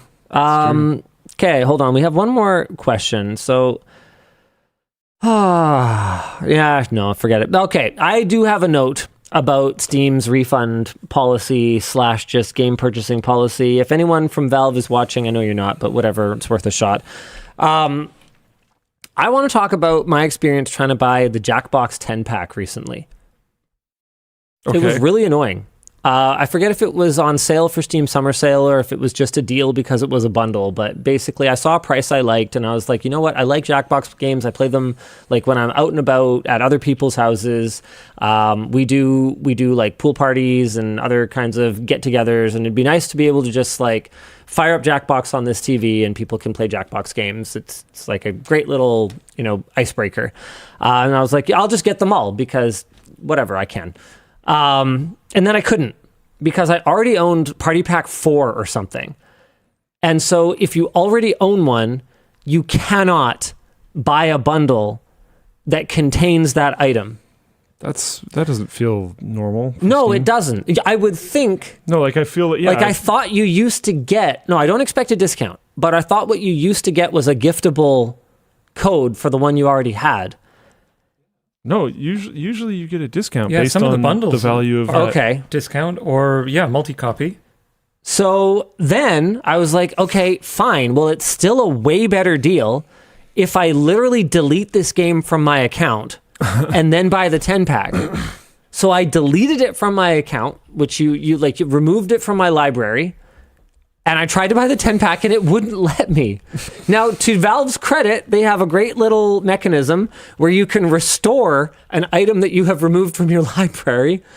But because of that, it wouldn't let me buy the stupid thing because I already had it, even though it was not in my library. It wasn't actually removed from my account. So I think you have to actually contact them.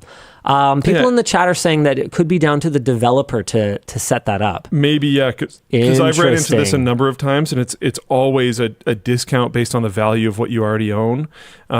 So that is very interesting. Like, I even know when Slay the Spire 2 came out, they did a thing where they made it so that you could have a discount if you owned Slay the Spire 1, and the way that they did that was they made a bundle that was Slay the Spire 1 and Slay the Spire 2. So if you just go to buy the bundle, it would give it to you at a discounted price because you would get the bundle discount, which was like 10% off or whatever, but it would only be on the one game. So yeah, maybe it's developer controlled. There's a lot of developer controls on Steam. So that makes sense. Well, I don't know. I was very annoyed. People are asking if I contacted Steam support. I was in a hurry. There was a party there. Yeah. So I was very annoyed. I feel like Jackbox games. I don't know why I had this thought, but I feel like out of probably almost most games on Steam, they're probably bought in a hurry more than almost any other one. That makes sense. Because people are like, oh God, I have a bunch of people in my house. I don't know what to do. The Jackbox games, whatever. We'll play this thing. That actually makes a ton of sense. All right, we can move on from that. What are we supposed to be doing, Dan? More topics. I think we've done a lot of topics, haven't we? Sponsor 1, 2. Oh, we should do that. All right, the show is brought to you by Squarespace. First impressions matter, especially when you're trying to build a client or customer base. When someone comes across your website, you need to make it easy to use and understand, or else those potential shoppers are just going to leave. You're a respectable business, not a municipality. What does that mean? Oh, lordy. This is a real website? Wow. Thankfully, our sponsor Squarespace makes it easy to build a website for your business that does just that. To get started, you just pick from one of their stylish templates or create something more custom with their design intelligence tool. It's more than just looks, though. There's plenty of tools under Squarespace's hood that will help with things like SEO and monetization. From there, you can keep track of how your business is doing, adjust your website on the fly, and make sure that potential visitors will get the most out of what you have to offer.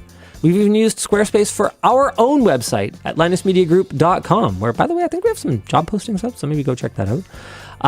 Including we're hiring a head coach for coaching at Smash Champs. So if you're a badminton nerd, like turbo nerd, like run a head coaching program, then maybe go check that out. Anyway, you can start building your website today and get 10% off your first purchase by visiting squarespace.com/WAN. It's really easy to manage. Like HR can do all the postings. I think Colton was in charge of it for years. Yeah. The show is also brought to you by MSI.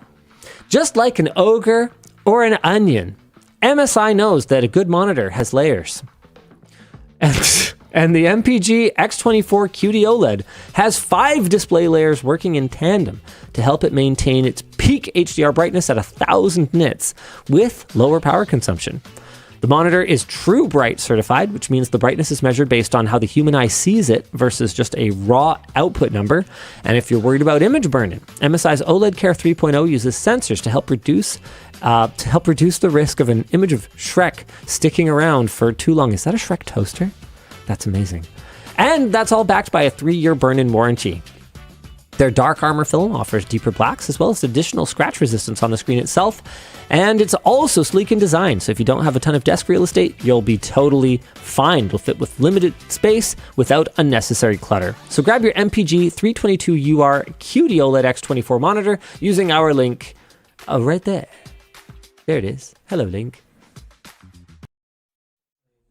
Oh, and we're supposed to do our Floatplane announcements. Also, I just want to say, someone in chat has some Jackbox games. Went to go do the same thing you did. Same thing happened. Okay, so I'm not imagining it. It's That's not always you nice imagining to know. it, and it's my guess at that point is it's got to be developer related because I've had it happen the other way multiple times. So yeah, makes sense. It's always nice to know that I'm not totally crazy all the time. I thought you'd like that.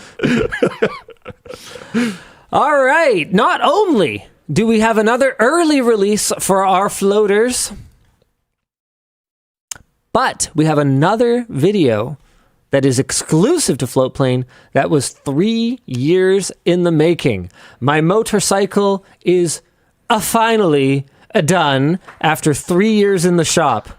Luke won. He completed Final Fantasy VI before I got there.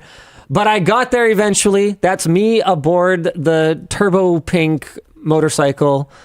Freaking love it. Also, I think I'm supposed to go and release a video now. I forget how to do this. Wait, where's the CMS? Oh, okay. Sure, the interface looks kind of... Oh, are we releasing this video?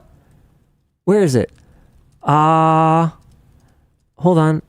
Wait, what? Is he going to tell me which video I'm releasing? It just says not only do we have an early release, he doesn't tell me which video to release.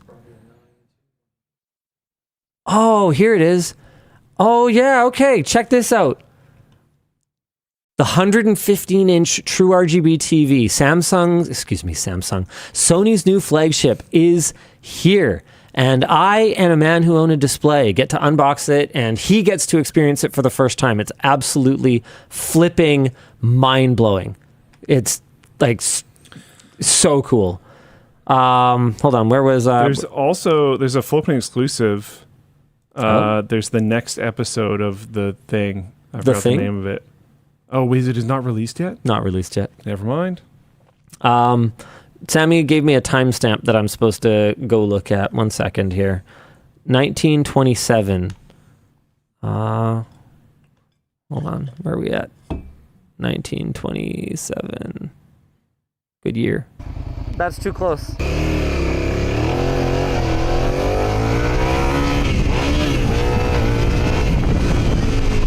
I was not actually really going that fast. Oh, I'm very pleased. It just looks really fast. I was going like 40. No, it just sounds really good. The closeness effect. Oh yeah, and it sounds great. Yeah. I'm not really that into like, oh yeah, but the bike does sound really good. No, not miles per hour, kilometers per hour. Kilometers per hour. I was not going that fast. Sammy did a great job. He made me do it twice because he missed the shot on the first go around.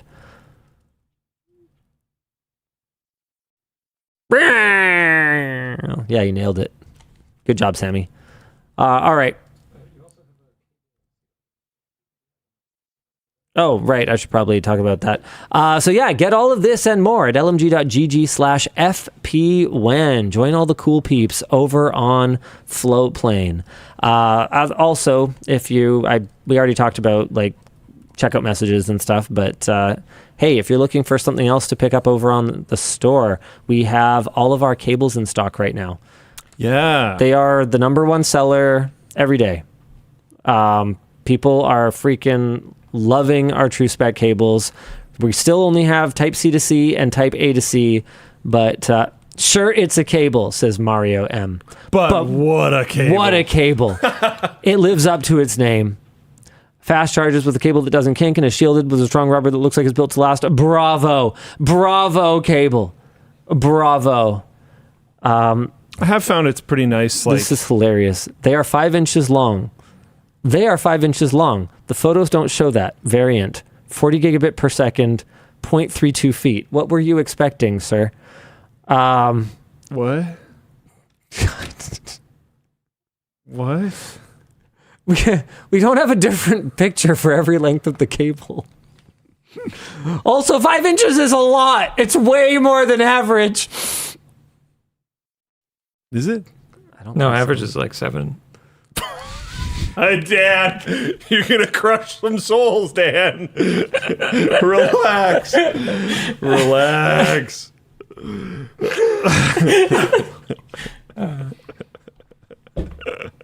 Wow.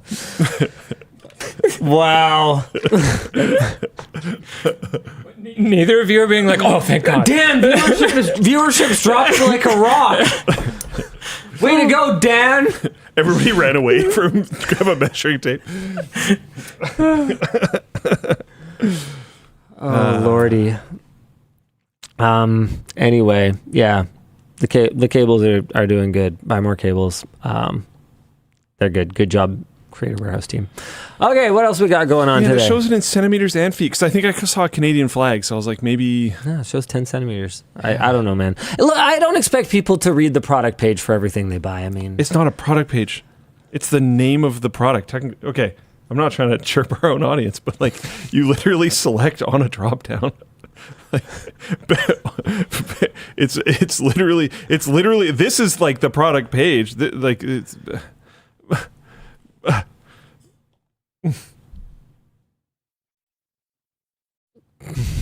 Anyways, we appreciate your business. thank you. Yeah. Thank you. Thank you. All right, why don't we jump right into Next topic, I guess. Discord banned thousands of users for posting pictures of chessboards and Minecraft screenshots. Since May, Discord's automated safety system has wrongly banned thousands of users for posting harmless images, including Minecraft inventories, spreadsheets, game textures, even just plain transparent backgrounds. Some users got hit with permanent bans, citing child safety violations for posting Minecraft screenshots. The issue finally blew up after roughly 200 people were banned in a single weekend. Discord CTO, after they investigated, confirmed that it was apparently two stacked bugs. A single faulty hash in their content matching database would wrongly flag grid patterns as known harmful material, and the system then skipped the human review that is supposed to happen before any action takes place, going straight to permanent bans. A second bug kept the bans locked in even after staff cleared the accounts. Discord said that everyone affected has been unbanned and the bad hash has been fixed.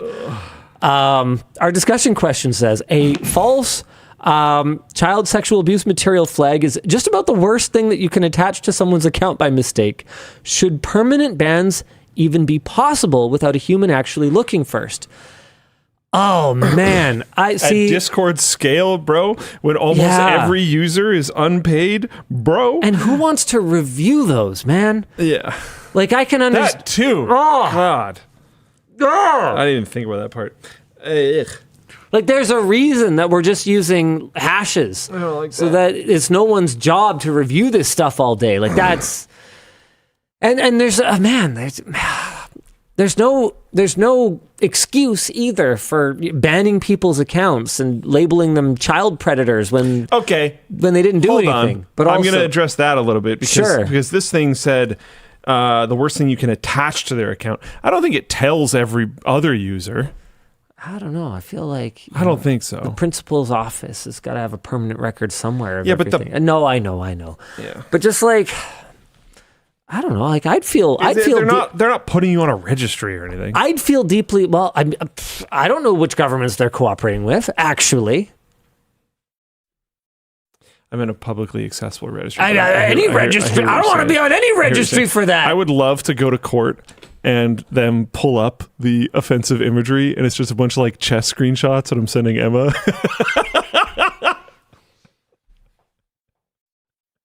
Okay, I'm going to tell you, though, the problem with that is that it's far easier for people to make things up about you and damage your reputation than it is for your eventual day in court to absolve you. Yeah. You will never reach all those people again. Yeah, so, totally. So it would still be bad. Obviously really bad. Still bad. There's a chess.com has a thing right now where if you beat the current bots, you get custom chess pieces, and there was a forest one, and it makes your knights bears, and I was very happy about it. I sent screenshots to like a lot of people, but I didn't get banned. Okay, well, that's lucky. It's a good thing those bears weren't bare. Well, they weren't cubs. Yeah, but they just don't live that long. Oh. So even an adult bear could be well under 18. It's feeling gross now. Bears live 10 to 25 years according to AI. So. Oh, wow. Yeah. I don't know. Most of the ones I know are like 50. I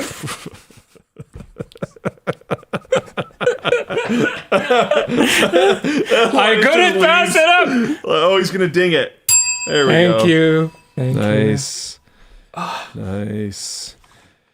Thanks for bearing with me. I had to go do that. Oh, very good. GOG joint CEO has a point to bear. He said the future of gaming shouldn't come at the expense of ownership. In an interview with Eurogamer, he was responding to Sony's decision to end disc production. GOG joint CEO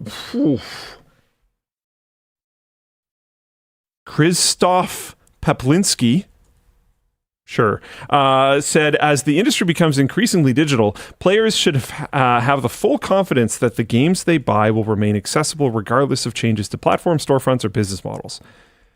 Sick. He repeated that GOG games are DRM free and come with offline installers, giving people lasting control over their purchases. Even if a game vanishes from the GOG storefront, it never leaves your library, which is a stark contrast to Sony's plans to remove hundreds of films from customers' digital libraries without compensation. The result of failing to renew licensing with Studio Canal, which is just up to them to decide if it doesn't feel like it's properly profitable anymore or not, and is not part of a choice that you're able to make, which blows. They're doing something, so I'm just going to keep going. Valve released Windows drivers for Steam hardware, but won't support it, apparently. They released a Steam hardware Windows resources page providing drivers for Steam hardware. The resources are offered as is, and Valve says it will not support Windows on Steam hardware. They direct users to SteamOS recovery instructions instead, just in case you did have a problem with your Windows stuff. Dual boot on SteamOS is not yet available on SteamOS. Oh, wait. Hey, hold on. You moved on from the GOG topic already? Yeah. Well, no, I wanted to go shopping. Okay. It was. How did this not end up in the thing? What do you mean? Yeah. Where is it? Oh, like you had notes that, okay. Yeah. Hold on. Where's? Oh, wait. You want to go it's shopping not in on there. GOG? Yeah, I want to go shopping on GOG. I want to see. It doesn't need to be in there. Just go to GOG. Well, yeah, but I forgot. Because if it was in the topic, then you would have known that's true. that we were supposed to go shopping and you wouldn't have moved on. That's true. Okay. Yeah, pay attention. I was talking to Dan. Relax. I pay attention, sort of. Oh my God. Did we crash GOG? Did we just love hug them? Because it's not loading. Is it loading for you? Working for me, yeah. Oh, that's weird. What's my computer doing? Oh, there we go. All right, nice. So basically, the segment is simple. Luke and I are each going to just go on GOG and find a game that we really like that you can get on GOG. Got it. With no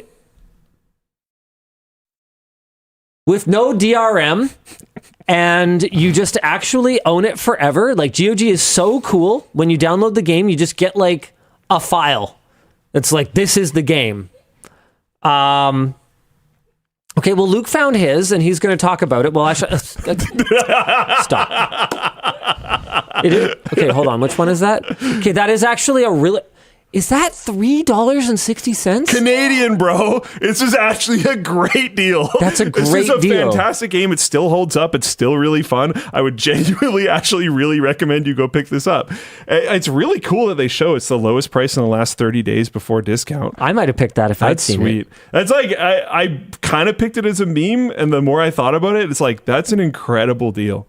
Game of the Year Edition Tomb Raider, $3.59 Almost Canadian. as good as this version of Tomb Raider. $3.59 Canadian, which is going to be, Noki says $3 USD. Like, That's just go crazy. Go buy this. Go buy it. If you haven't played this before, just go get it. It's really, and get it's it on really GOG. good. That is wicked. It's one of the only games that I played all the way through during the years of like starting LMG and having young children. Oh yeah. I also played it the whole way, and it's very good. It's a genuinely just really good game. Okay, let me have a look here. What else? Man, you found yours so fast. I did. Okay, I'm going to Summer Sale Encore here. Okay, what else we got? You know what? I'm gonna see if they have. Man, some of these are pretty obscure, and not the Claire kind, the kind that nobody heard of. What the heck is Glazo? It's $1. I like that was a real ding, but it was short. I think that was very... I'm trying to work on the like palette of dings that are available. Yeah. All right. Well, why don't you finish that topic while I find something that I want to recommend to people, hopefully for a good price. Hitman Absolution for $2.50 is also actually pretty sick. Yeah, it seems like all the Hitman games are on like steep discount. All the older Hitman games. $1.35 for Hitman Blood Money? Yeah, Absolution for $2.50. These are again Canadian. Yeah. These are older Hitman games. Like the graphics a little rough, but if you go to Absolution, Absolution's not that old. Like, much this is very playable. much more up to date. So that's why I was kind of recommending Absolution. Right. Yeah, that's pretty sick. Yeah. Oh. Dude, okay. Man, it's definitely not as good of a deal as Tomb Raider 2016 for $3 or whatever that $4 or whatever that price was, but I absolutely loved Dragon Age Origins, and it's 27 Canadian dollars. So that's like $20. Dragon Age Origins is a fantastic game. And you like own it forever now, and no one can ever take it away from you, which might be important, because if you're like me, then you might put like 100, 200 hours into a character. Yeah, super awesome game. Really enjoyed the heck out of it. It's a little more casual compared to like, Neverwinter Nights 2, like some of the older sort of D&D Boom. or Origin games. But yeah, it's a really enjoyable game. Boom. Deus Ex Mankind Divided. I never played Mankind Divided. Is it good? Good game. I liked it. Okay. And like graphics, like I know we're looking at some of these games are a bit older. Graphics on this are still going to be pretty good. So, fun fact. Yeah, Dan said it's okay. I'm not like overwhelmingly positive about this game, but I remember enjoying it, at least for a while. The only Deus Ex game I ever played was Deus Ex Invisible War, which apparently is the worst one. It's better than that. Yeah. But So is getting punched. I enjoyed the crap out of it. I played this all the way through. But then you're only looking up. If you had started with the first one and then you're going to play Mankind Divided, this is kind of not as good. I don't know, man. You're going to love Mankind Divided. That game's awesome. I don't know what to say. I first one came enjoyed out it. so long ago that I had kind of like... Yeah, I mean, it's like playing System Shock. It's like, I am too used to modern convenience. Yeah. I don't want to play a calculator. I tried to play System Shock 2. I tried to play one of the System Shock games after playing BioShock, because the reviews of BioShock were like, oh yeah, it's just like, it's dumbed down, ripped off System Shock, blah, blah, blah, blah, blah. If you're a real gamer, you do System Shock. And so I was like, oh, I mean, I like games. I'll play a real game. And I tried to play System Shock. I was like, oh, okay, I'm out. Maybe I like friendly normie games. But I enjoyed the heck out of BioShock. Is it your memo? Something like that. I don't know. Yeah, that game's hard to like in modern day. There's some mods that make it better. Whatever. I enjoyed Deus Ex Invisible War. I got it for free with like a GPU purchase or something. Remember GPUs coming with games? Yeah. And like multiple games? That was cool. Anyway, GOG. Games. Unlimited games. All the games. GOG. Go find a cool game. You'll have spent $25 US, and you could have Tomb Raider and Dragon Age Origins, and that'll keep you busy for like the next month or two. And you will own those games forever. It's pretty sick. It is fascinating to me how many Gooner games there are and how well they sell. It is constantly fascinating to me. I have all the filters turned off on Steam because like I don't want to be bothered by the like, are you this old? And like I've had my account long enough. Literally, I've had my account long enough that you should know that I am old enough to see whatever I want. But then it also shows up in the recommendations. I'm sure there's some way I could tune it. But it's always under like top selling right now. There's some Gooner game, and we jump over to GOG. Bestseller, very top. New releases, very top. There's a new one. There's a new Isekai Succubus? Sorry, I can't read it from here. I was trying to pretend I knew what it was. Yeah. Yeah. Anyways, next topic, I guess. Yeah. I'm trying to find which Rayman game I like played hours and hours and hours of on PC. Was it like the first one? What? Yeah, there's a bunch of Rayman games on GOG. Anyway, sorry, I'm. Oh, dude. They have the Batman games. How much is Arkham Asylum? Yeah, apparently I can tune my settings to. Okay, so there's a setting to show not safe for work content and separate setting to hide games that are explicitly not safe for work. So it would show The Witcher, but it won't put Gooner games in your feed. So I guess I need to go tune that. Arkham Asylum might be $15 US, which is probably That's probably pretty good. I maybe try to see if you could catch it on sale, but you can always wish list it. Arkham Asylum's so good. I love Arkham Asylum. The other ones just felt like kind of more Arkham Asylum, so I didn't really find myself getting that into them. But yeah, Arkham Asylum was awesome. And like, oh man, Mark Hamill is the Joker. Oh, he's just so good. He's just so good. Okay. What a performance. All right. What do you want to talk about next? Oh, wait, did you ever actually finish the Valve driver? Yeah, whatever. They have Windows drivers, but not supporting it. They're not supporting it that much. The whole doesn't support dual boot thing is definitely not an operating system level thing. That's a machine system. Blah, blah, blah, blah. Don't worry about that. You can now use your Sony headphones as free real-time head tracker. Interesting. For race and flight simulators. Developer Nicholas Slattery released Sony Head Tracker, a free open source Windows app that taps into the spatial audio. Oh, that makes sense. The spatial audio motion sensors already inside the Sony headphones, like the insert model number here and XM6, and turns them into real-time head trackers. It reads the gyroscope data Windows normally ignores and feeds it to OpenTrack, which works with over 200 PC games, including Microsoft Flight Simulator, Assetto Corsa, and Elite Dangerous.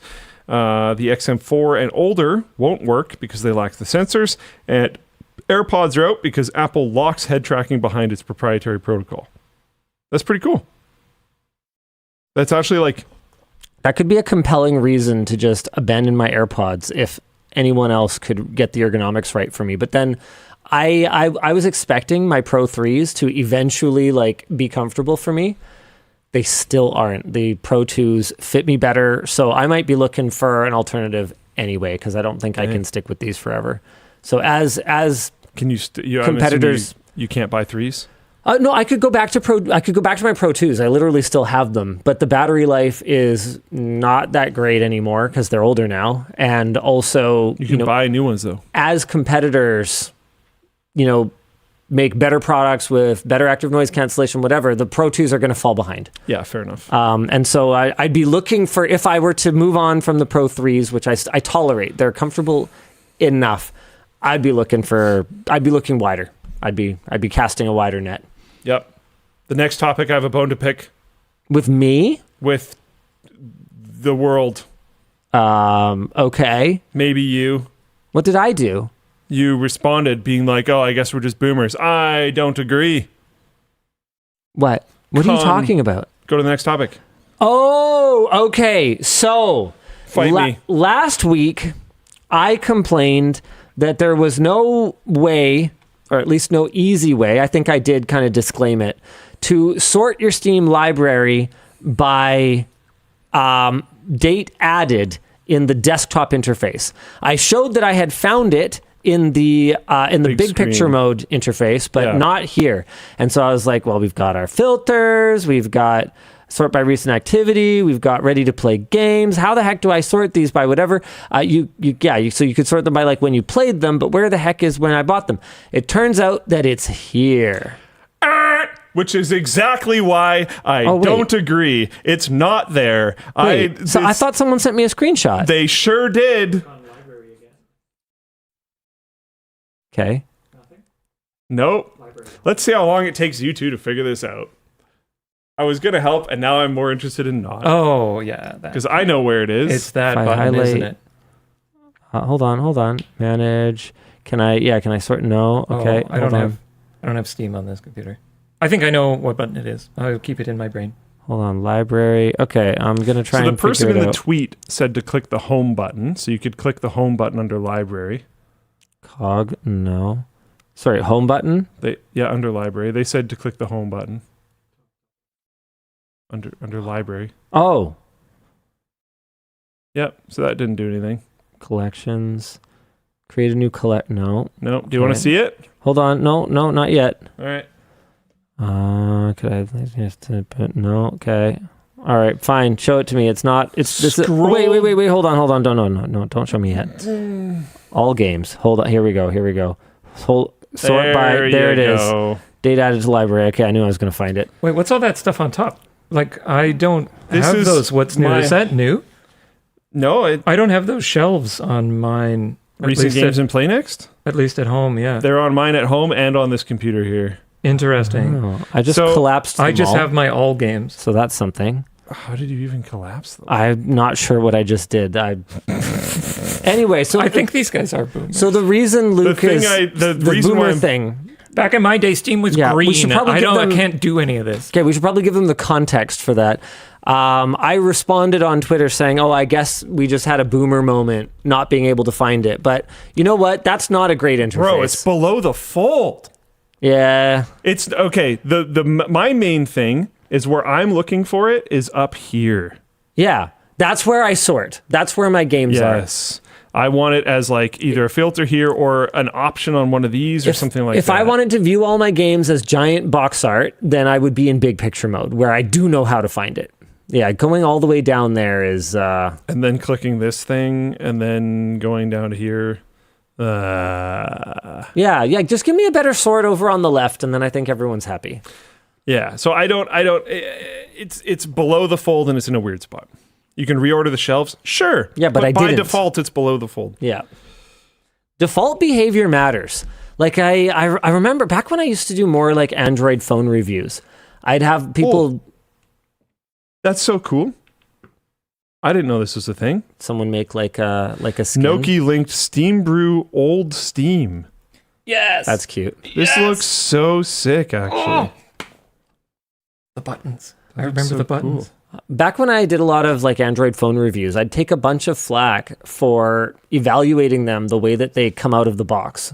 And using the default settings or type of navigation or the default keyboard or whatever. It's like, why are you not just like immediately downloading a custom launcher, and why are you not immediately like rooting it and getting the most out of it? It's like, dude, I'm not trying to make like your favorite Android phone maker look bad or anything, but these are things that most people are not going to change. So these are things that are important. Default behavior does matter is pretty much all I'm trying to say here. So what is this exactly? Old Steam. Yeah, but what is it? Infinite hiatus, though. I don't know. Oh, infinite, not indefinite. Yeah. Oh. Infinite hiatus.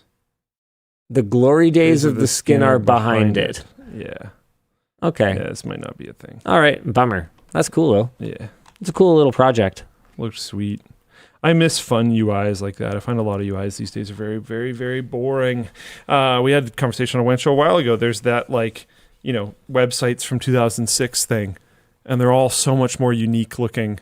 And, like, even just looking from one to the other, they all look very, very unique. And these days, like, every web store looks the same. Every info website looks the same. Every wiki for every game looks the same. This is so cool. It's so cool. And with the power of modern like CSS and stuff, like, my God, you could do so much. And you could run Half-Life 2 in your browser. Yeah, like the things you can do with browsers these days are amazing. And yeah. And the problem is, I don't blame the developers. I don't blame the managers. I'm not blaming the companies. It's people are following like user behavioral data. People are making the things that the people ultimately maybe not say they want, but their actions indicate that they want. It is what it is. UIs are boring because they need to work on desktop and mobile. Desktop and mobile and tons of different versions of everything in between. That's a big part of the problem. And like, what's this? Is this desktop or mobile? Because I can sure move it. Well, no, it matters. It does. It matters. It's a way smaller screen than what I would expect someone to be using on a desktop. Experiences are different from device to device, even if they're like the same version. And I think it's a legitimate question. And some of them are going to have touchscries. Some of them won't. And I wasn't even. It kind of needs to be pretty okay at supporting both of those things. Yeah. There's a lot of reasons why modern websites are honestly really boring, and I don't know if we're going to be able to get away from it, to be honest. You know what else we're not going to be able to get away from? LTT Labs publishing some banger articles recently. Dude. This is so cool. This one did super well, actually. Ryzen AI Halo is AMD's new little AI dev kit that's meant to take on the DGX Spark from NVIDIA, and I'd say to a lesser degree, like the Mac Studio. The hardware is not necessarily as competitive with something like a Mac Studio. There's just not enough bandwidth. But in terms of the pricing, especially compared to what the Mac Studio costs now, and in terms of the software that's included to make it just brain dead simple to get up and running with local LLMs, it's a pretty cool little piece of kit. So I read through all this, enjoyed the heck out of it earlier this week. And there's another fresh treat for me to enjoy because I actually just made my way through LLM quantization part 1 because there's some pretty, there's some reasonably thick, go watch this and also go read this and then come back reference material from it. So it took me a little while to remember, oh yeah, I haven't finished like doing all of my homework and reading that article. So I actually just finished part 1 recently. And here we go. Quantization part 2 is up. So if you guys don't know, LTTlabs.com doing some actually really amazing content. They also have companion articles for some of our videos. Here's the short circuit. They did a little bit more sort of performance benchmarking for the labs article because we were in a real hurry to get that thing unboxed and published. And then we ultimately sat on it after it was done editing. It was a whole thing. Anyway, don't worry about it. The point is, Labs team can take their time. They did some testing. Oh my God, the battery life sucks. I mean, I wasn't expecting it to be great, but what the heck? Oh man. All right. I mean, yeah, bright display though. So that's something. Cool. It's just pyrite. That's check out these stats. That's a fair thing to say. So look at that one that's going on right now, and then swipe to the right to see the second one, and zoom into the bottom left-hand corner to see where it all came from. But those stats are for. I'm going to publish those, but those stats are for that AI Ryzen box thing. Oh yeah. The Ryzen AI Halo dev kit. And it's very interesting to me what's getting views, because the lab site has been having fun with articles. We recognized, we heard you, okay, product page, product review, nobody cares. All right, understood. Yep. So we've been working on articles. Articles have been more fun anyways. And it's been really, really interesting seeing stuff that people are interested in. And it seems pretty random sometimes. Like there was a 45 watt power brick from Anchor, a bit ago that just banged. People loved that for some reason. We didn't get crazy viewership on it, but the sentiment around does the Belkin cable charge the Nintendo Switch 2 faster, just even though it's like Nintendo branded thing. The sentiment around this was really positive and fun to read. You release an article on that AI Ryzen box and people do be clicking on it and staying and reading and coming from different parts of the internet. But it's fun. And I saw some negative stuff because it's talking about AI in general, which is fair enough. But I think basically anything that is going to progress the ability for people to run things locally instead of just funneling all of their money into these big companies stealing everything from everyone is better than the alternative. So I'm pretty down with it personally. Hey, speaking of which, Midjourney is trying to flip the script in the copyright lawsuit that has been brought against them by Disney, Universal, and Warner Brothers, who sued last year over their AI generating images of characters like Bart Simpson, Darth Vader, Superman, and Batman. In a new motion, Midjourney is asking the court to force these studios to reveal how much they use AI behind closed doors, including AI business plans, training data sets, model weights, and even board presentations about AI strategy. Midjourney argues that if the studios are internally training image-generating AI on unlicensed copyrighted data for things like storyboarding, then that proves that it's industry custom to do exactly what these studios are suing Midjourney for. A magistrate judge already ruled in June that the studios only have to disclose AI use in consumer-facing content, and Midjourney is now asking the district judge to overturn that limit, arguing that it lets the studios cherry-pick documents that support their case while hiding the ones that don't. Midjourney also wants every prompt that studio employees have ever typed into Midjourney itself, along with the outputs. The stakes are massive on both ends. The studios are seeking up to $150,000 per infringed work, which across potentially millions of images could be a company-ending number for Midjourney. And the studio's attorneys are calling this discovery push a fishing expedition, insisting they aren't trying to stop AI or shut Midjourney down, just stop it from reproducing their characters.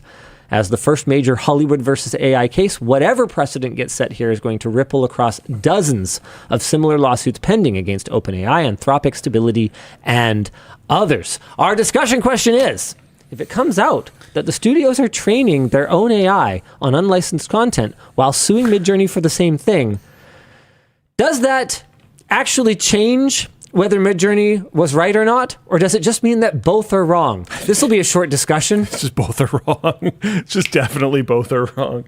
The amount of the amount of theft involved with AI stuff is mind-blowing. And they are wrong for it, and we'll see how that goes. Yeah, I don't have a ton to add. It feels like a very I don't remember what all the letters in the acronym mean, but it feels like a very accelerationist mindset to be like, we'll just do all the stealing and potentially get our entire company burned. But as long as this thing happens, then we're fine with it, which is like, I actually guarantee you there are people that think like that. Oh, yeah. So 100%. Yep. It can be comforting to tell ourselves, surely nobody could be that stupid. It's probably a bot account. But I mean, I hesitate to bring this up again. Oh no, you could not. I don't know what it is, but you could not. Yeah, it feels too late. It totally isn't. But I'm reminded of that conversation about Tesla with the finance bro. Oh yeah, sure, whatever. Oh, has it gotten back? Someone in my life watches WAN show and knows the person whose birthday party that was and referred them to the section, and they asked me about it. They were like, you mean name, right? I'm like,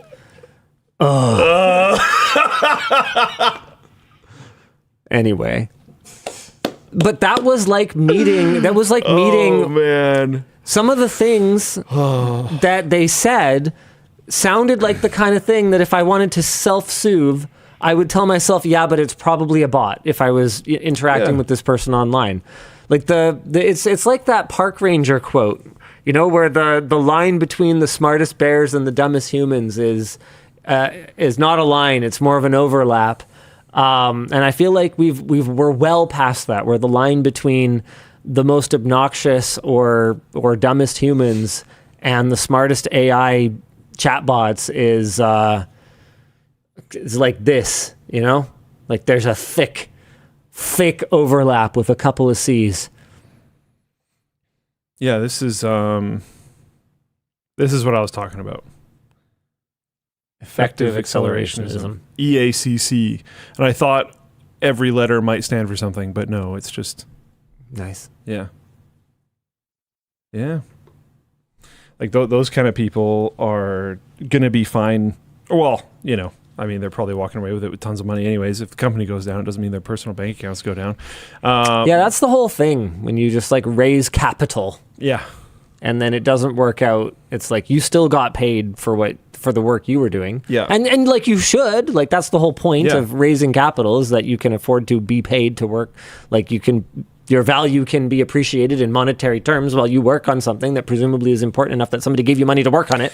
Like, And that's fine. You're seeing a lot of this stuff where one of these companies go down and all the people are just like immediately scattered to other companies. So like if Midjourney goes down, it does not mean that there will not be another image generation company. And it does not mean that any of the theft that Midjourney engaged in never happened, and now And these that it models hasn't are been not trained on it. distilled out to other ones as well. Yeah. So like a lot of it, I think a lot of the plan legitimately was to make it so that this thing is just on rails and you're not going to be able to stop it. Tim 000x3 says, so are you saying that AI has reached human level intelligence?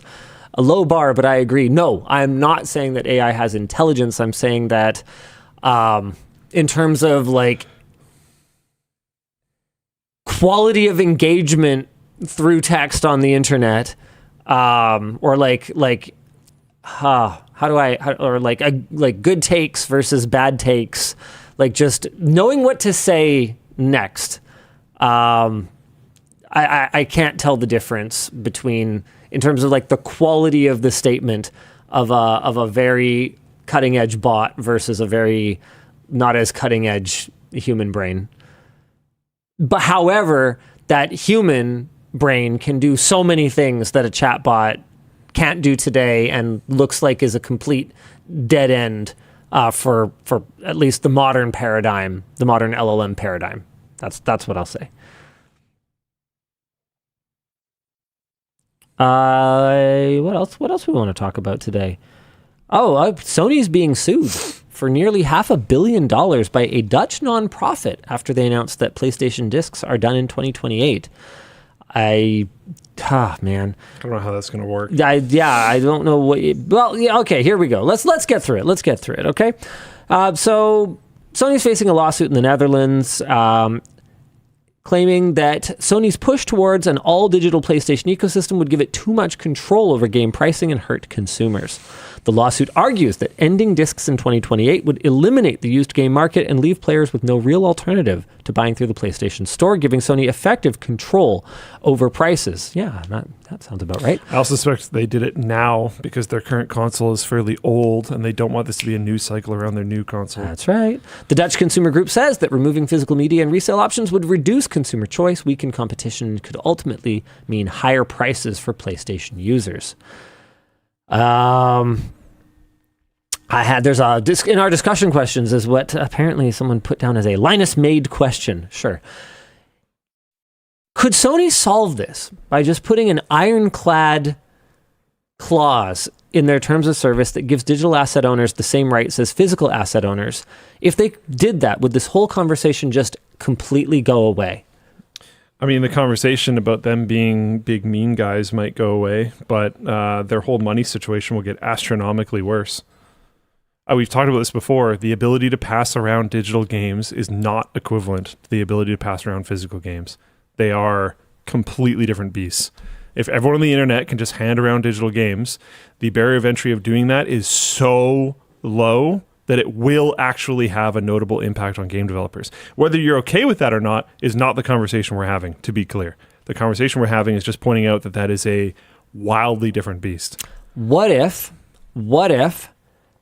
okay, hear me out. What if you couldn't lend games, but they allowed you to sell them? Same problem. And hold on, I'm going somewhere with this. And the game developer gets a cut. Maybe not not the cut of a full game, but they get 10%. You're still just reducing their revenue, but that is interesting because that's kind of like the does that Steam Marketplace. Yeah, situation. does that blunt it a little bit? Does that make you less angry? Does that make game developers maybe more open to this? Could we reach a compromise that everyone's unhappy with? I have no idea, to be honest. I can't posture as a game developer. I think I would also have a very different tune depending on what type of game developer I was. Am I a big AAA game developer? Am I a little indie game developer? If I made Mecha Chameleon, do I care?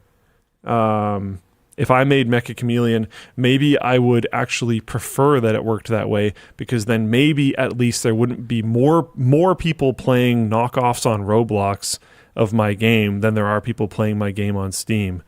So maybe that would actually make me happier. I'm not sure. This is one of my favorite Calvin and Hobbes lines.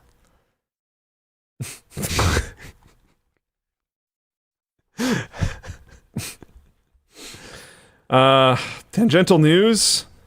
Years of Chinese court rulings on inherited game accounts and in-game items are now only now gaining attention in the West after Reddit user shared translated case summaries with help from his wife, a Chinese lawyer and certified translator.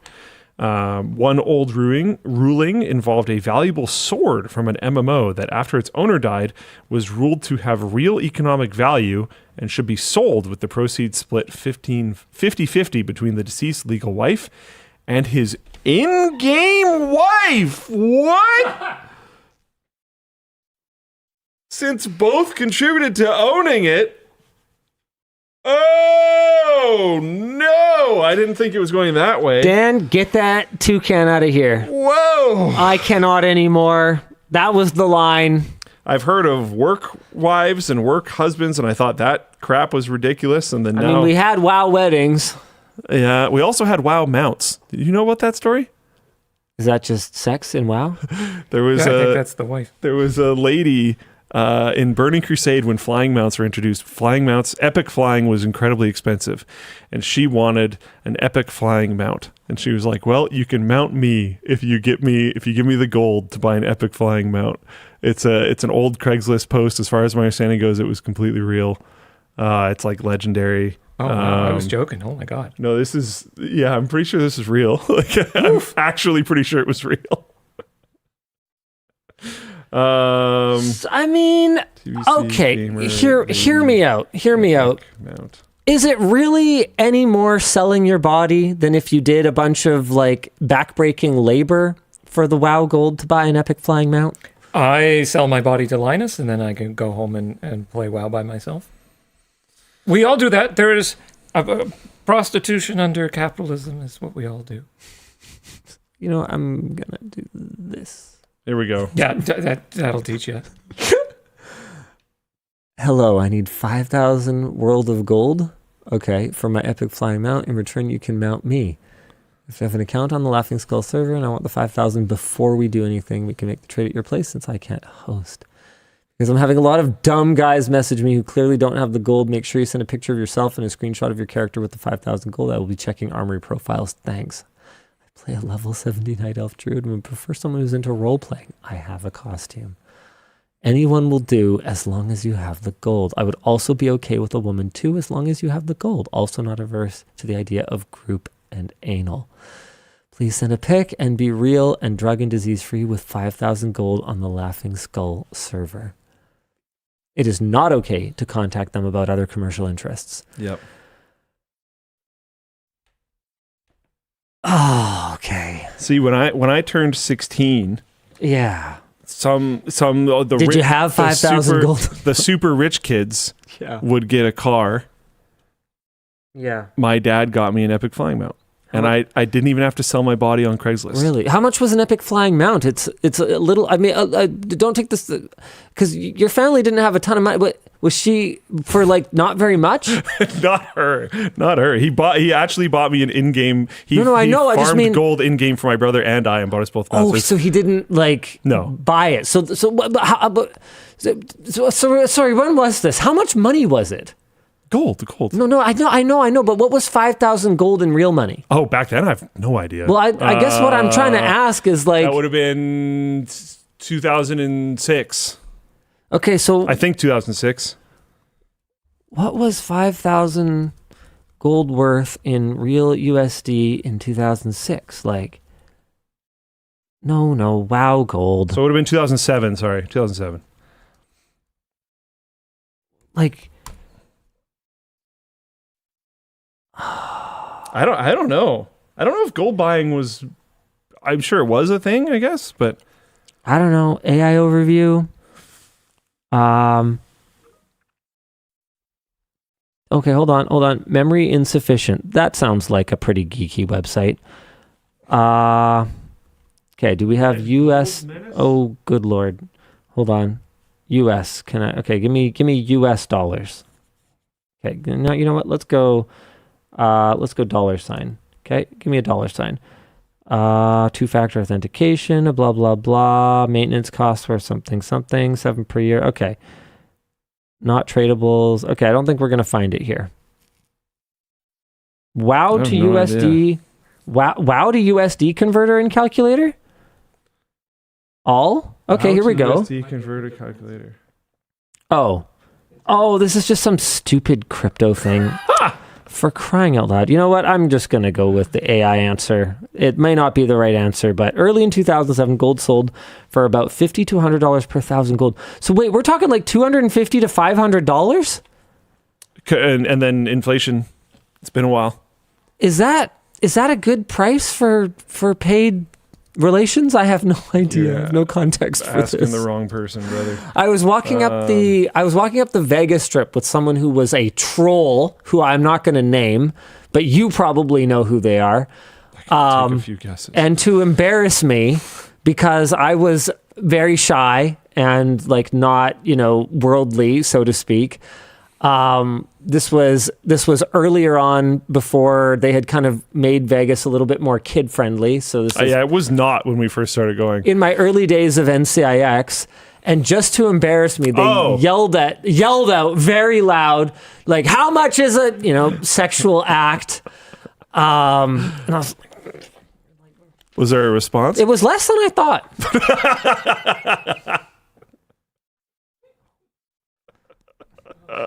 So that was interesting to know.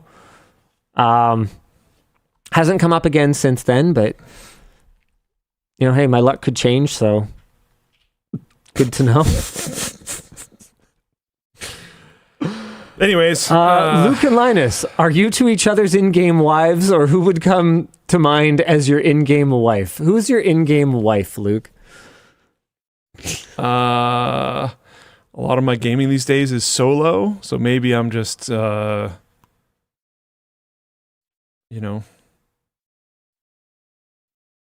maybe I'm yeah, exactly. I was trying to think of how to even call that, but Leftina or Rochelle? yeah, maybe I'm one of those. Yeah.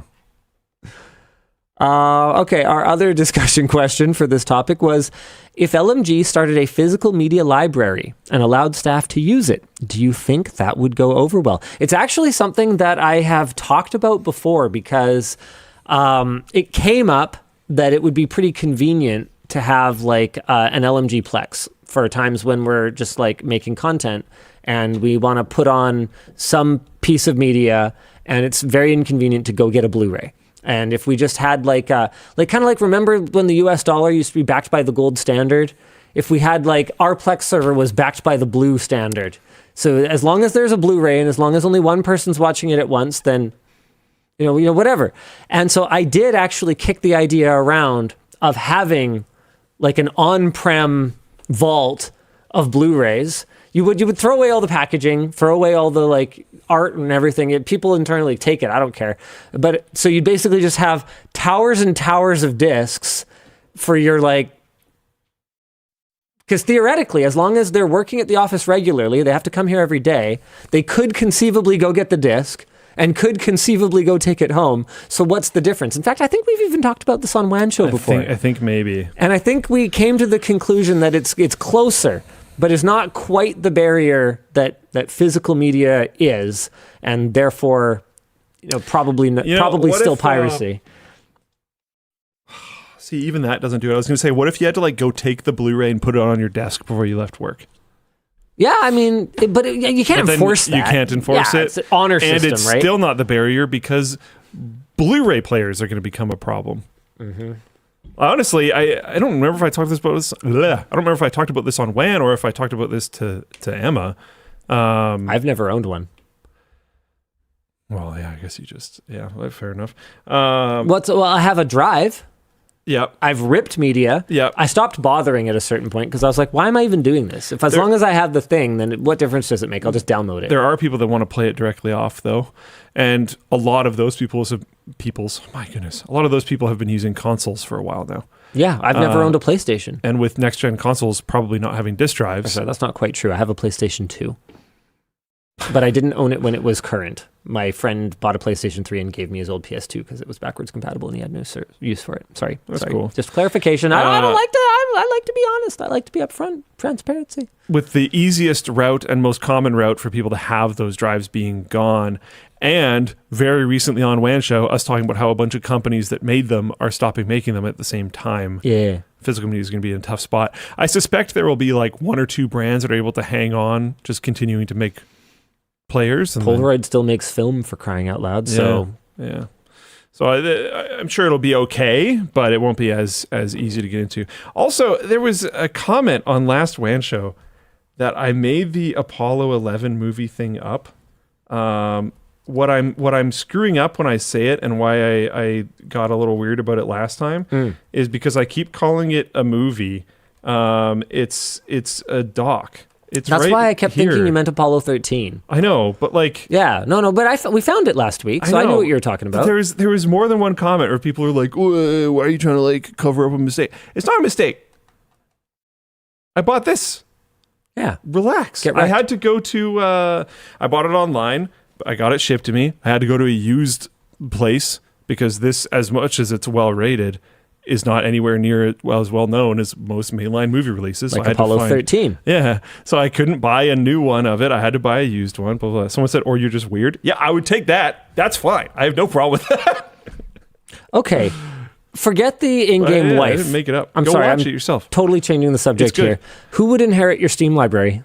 Oh. If you could leave it to someone.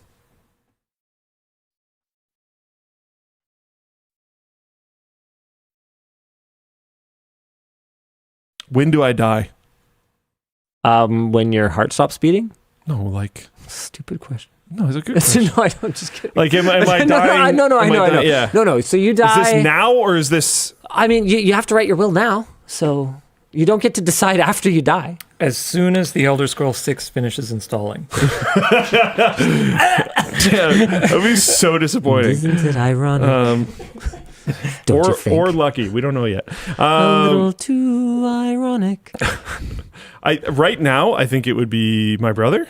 Okay. Yeah. And part of that reason is because anything that I have already planned to effectively give to his kids is just going to him. Oh, that makes sense. And then he can arbiter it. But yeah, I would say, yeah. Man, I don't know. How would I leave that to one person? Like with that sword, the in-game sword, like selling it and then splitting the proceeds, like that kind of makes sense. Sorry, Tim said, I'll give you $250 if you leave it to me in your will. I'll give you the $250 now. Honestly, it sounds like a good deal. I think you should take it. You should take it. I don't think he'd kill you over $250. You can't lose. I'd have to like show him proof. That's a great deal. Why not? Here's my last will and testament to Tim. I leave Tim my Steam library. X3. Yeah. I mean, yeah, sure. You'll just have to you'll have to put like I don't know. Maybe you could roll up a password, like a recovery code, and then just like embed in your skin, so that when you're dead, I mean, it won't hurt. They'll take it out, right? And then they'll give it to Tim. Yeah. And then he could recover the account. It sounds like G-Dub says, "Do I hear $500? Hold on a second. There's a bidding war starting." Brandmo says 400. Mr. McQueen 450. Kirkland Signature 450. My Steam account has got a lot of games on it, you know. The Brandmo says $600. Noki $666. Kinjaro $1,000. $1,000. Would you take $1,000 to put some random from Floatplane in your will to have your Steam account? It's still going up. I don't think I should answer that. I mean, that's a pretty good amount of money. You could afford multiple. You could afford half a Steam machine. You could afford to give someone 2 epic flying mounts for that. Or get them. Wait, hold on. Yeah. You could afford to You could afford to buy enough WoW gold to get 2 real world mounts. Hold on. And then they would both have epic flying mounts. Yeah. Right. You're an epic flying mount distributor. That's you what could give you them are. some chicken too, maybe. I don't know. No, it's not needed in this case. Right, you don't need it. Yep. That's what the flying That mounts are for. chicken flies. You want a K truck? Oh, dude. Now we're getting into like assets. Okay. Wait, someone's offering you a K truck? Inoki's offering me 1500 and a 5090 SE. Hold on, Tim seems like the most serious though. He says $500, I will fly to Vancouver. Linus can make a short out of it. Okay, now I'm interested. Oh my goodness. Oh man. All right. I think we can move on. Okay, this one's funny. I mean, come to Whaleland. This is hilarious, okay? There's my we'll talk about it. Come to Whaleland. Bloomberg reports Netflix viewers are abandoning shows after one season. Yeah. Netflix's biggest hits are losing more than half of their audience after one season. And I don't know, the paywall came up, but I'm pretty sure I read more about this somewhere before. And apparently their executives are trying to figure out why. So the internet had some ideas for why. Maybe it's because you get invested in a Netflix show and then they just don't fucking finish it. Oh, maybe it's because they do a season of a show and it's like a handful of episodes and you're hooked, you're riveted. And then the next season comes out like years later and you've moved on with your life.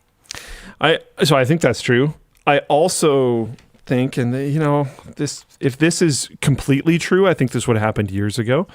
But in the era of everyone watches things on TV, things would just kind of show up and people would lean towards different options more, right? Mm-hmm. Now there is so many options. And you're starting to see this on YouTube, where back in the day, you used to be able to do series on YouTube and people would re-tune in all the time. They would watch the follow-up episodes. And that is rough now. Yeah, playlists get guys, no traction. I will see occasionally, I'll see someone talk about hey, can you guys do a playlist for Tech House? Actually, I thought we had one. Oh yeah, here it is. Can you guys do a playlist for Tech? Dude, nobody clicks on this. I can't bring up the metrics right now because I'm not signed into the right account on this computer. But literally, no one tunes in to that playlist. Yeah, no. Yeah. But even any form of multi-episode content this is I wouldn't even call most serialized thing we've done in years, but it's not even quite. I wouldn't even call this multi-episode. I mean, it's got an intro. This is multiple episodes on the same topic. This is multiple pieces of content on the same topic. You're not really posing this as episode 2. It has a theme song. Yeah, but you're not posing this as episode whatever. But it has a look at it. It's a show. It's an episode. Come on, look at this. I don't know. It's not the same thing in my mind. I understand what you're saying, and I don't even think you're wrong. But something about it is off for me, and I don't know what. Yeah. Maybe it's just the packaging. Maybe it's just that you guys aren't including an episode number and stuff like that. But I feel like one of the reasons why you're doing that it's because it doesn't work. Is because it doesn't work. Yeah. And it would probably deter people, if anything. Playlist. It's lifetime playlist views. Yeah. 87,000. That's actually more than I thought. And it's still very low. That's still not a that's not going to move the needle for us at our scale. Out of 7.3 million total views. Yeah. Cool. Good chat. Yeah, episodic stuff is tough these days. People just want to binge the hell out of something and then move on. Yep. What else we got here? Hey, this is fun. This is another we get to go on an adventure and try something topic. Knockoff is a new Chrome extension, and Luke's going to install it right now, from Josh Pigford, that claims to filter knockoff items and junk brands from your Amazon search results. The extension currently works on Amazon.com and .com.be and lets you label. I will not install it right now. Oh, you won't? Nope. Oh? Uh-oh. Uh-oh. I did. Okay, you got it. Thanks to Threat Locker, which is a really good piece of software. That is actually good. And it's really good that it said no to him installing a random... I want this to be able to be randomly installed. Browser extension. Browser extensions are a very fantastic way to exfiltrate a very large amount of data. Yeah, so we're not endorsing this thing. We're just trying it live and hopefully not compromising our infrastructure. Anyway, the point is, what it lets you do is label, dim, or totally hide sort of rando suspect items, as well as giving you the option to hide sponsored listings entirely, or even filter out established Chinese brands if that's something that you feel the need to do. It seems a little hit or miss. Here, we can look at the results for... no, because I don't think it's going to work because I don't have the extension, so you'll have to click on them. It seems a little hit or miss. Jordan, who prepared this topic, gave us a couple links to click on, like Dog Bed, where it worked pretty well, and SDXC Card, where it only blocked one of the dozens of Gigastone results. And Jordan also said from my quick testing, it only works on search results, i.e. your URL looks like amazon.com/s?k equals. If you're just clicking around, it doesn't really do anything. Our discussion question, while Luke's going ahead and installing it, is where does an extension like this fit in the ad blocking conversation? I would say for sponsored items, it fits very well with the ad blocking conversation. But in terms of filtering out brands that I'm not interested in, I feel like I'm not even costing them anything. I'm just making sure that my eyes don't have to see stuff that I knew I wasn't going to want to buy anyway. Like, just give me like a JBL Bluetooth speaker rather than a random one. Okay, so you've got it set to dim items from like rando brands. But I can control it here. Okay, let's have a look. So let's do hidden maybe. No, I want to see dimmed because I want to see dimmed. what it's filtering out. So so EH Yoga brand it gets rid of, but the Bedshore orthopedic dog bed is allowed. Who decides? I don't know. It's a good question because to me, Sunhair bed doesn't sound any worse than Pock Blue.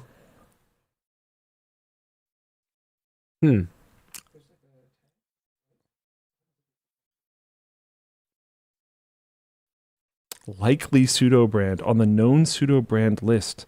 And then you can control it. Report as real brand. Cool. I mean, that's cool. Okay, so we're in the very early stages Suspect of brand. this maybe being a more crowdsourced thing. This could be pretty sick, genuinely. I almost feel like I need a browser now for shopping that I can add a bunch of add-ons to that I only really use for shopping. Because like we talked recently about how vinegar is like maybe becoming a thing. Yeah. Which is go ahead. It's a project I've talked about someone hopefully taking for a while, and somebody did, and they're working on it. And they seem to talk about, like, they have a privacy policy and blah, blah, blah, blah, blah. But extensions are just kind of spooky. Now, if you're someone who has... whoa. Bug almost flew directly to my eyeball. If you're someone who has just a billion extensions installed anyways, and you don't really care, which, to be honest, I think is most people, then just maybe go for it, and who cares, and you can have vinegar, and you can have knockoff whatever installed, and then your shopping experience is going to actually be pretty cool, I think, with the combination. That's pretty sick. But, my God, browser extensions that can just read your data is crazy. Like, yeah, people be like all mad about Windows recall, and then meanwhile installing browser extensions. Let me just install every extension ever. Yeah. It's a really funny thing how we selectively apply our principles on privacy, and I mean inclusive of myself. Everyone's got their lines. Yeah, and everyone's got their blind spots where they just didn't think of it, or the convenience outweighs the risk. Right now, I use Chrome for work. I have a ton of different work profiles, and I find profile switching in Chrome to be unmatched. But for personal, I only really have one profile I use often, so I just run one browser generally. And usually it's Zen, which is a Firefox spinoff. But lately I've been poking around with Waterfox as well. And knowing that there's like 10 billion different Firefox and Chromium iterations, you could have different browsers with different add-on loadouts for different things. Totally. It might genuinely be reasonable to have like, with the current state of shopping, it might be reasonable to have a shopping browser where you have some of these different add-ons enabled, because like, I mean, that's pretty sweet. It is difficult these days, honestly, and it's like everywhere. Yeah. Walmart's website, Best Buy's website. Dude, so many websites are like, they're just marketplaces now. and they're unusable. Yeah. They're just so full of just like spin the wheel to get a discount, and oh, are you sure you want to navigate here? And like, just go away and let me just find the thing. I'm trying to give you money. Get out of my way. It's wild, dude. Using derivatives of Firefox still absolutely supports Firefox. I just want to flag that real quick. And the container tabs is just not as good as Chromium profiles, at least for me personally, and I will continue to use Chrome for work. I've always had a very specific line that I can have my personal preferences for things, but if it's slower or gets in the way of productivity and I'm using it for work, I will not use it. I will use the work standard thing. So I use Chrome for Okay, work. Noki sent something over. I'll bite. I'll click the link. It's called howIexperienceWebToday.com. Okay, I searched something. This shows me something. Okay. Oh God. This. Yeah. Okay. No. Yeah. Okay. Block for sure. No thanks. I love this. This is great. Go away. This is really funny.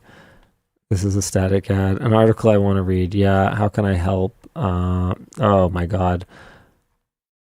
There's actually not enough interruptions in this content. There should be way more ads. Yeah. Dude, there's honestly, this isn't enough ads. There's a news site that keeps showing up in my Google feed that gets me to click it pretty often, that will replay video ads forever after you close them. It'll just keep reopening them no matter how many times you close them. It's like, dude, I closed the ad.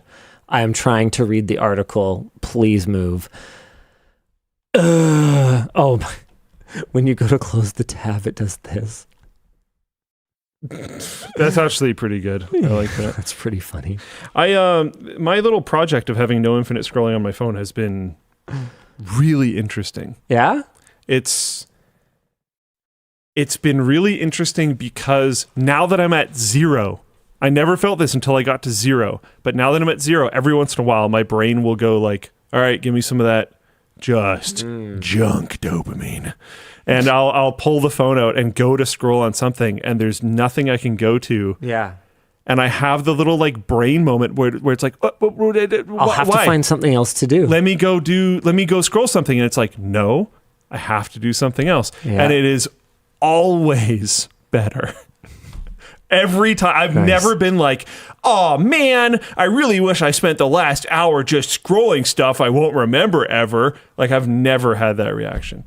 And it's been interesting. But it's like, it has to be defended, which is a weird thing. Like, I had to install, I don't remember what it was recently. I think it was X or something, because I had to check a message.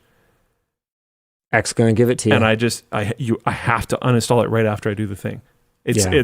I have like single purpose.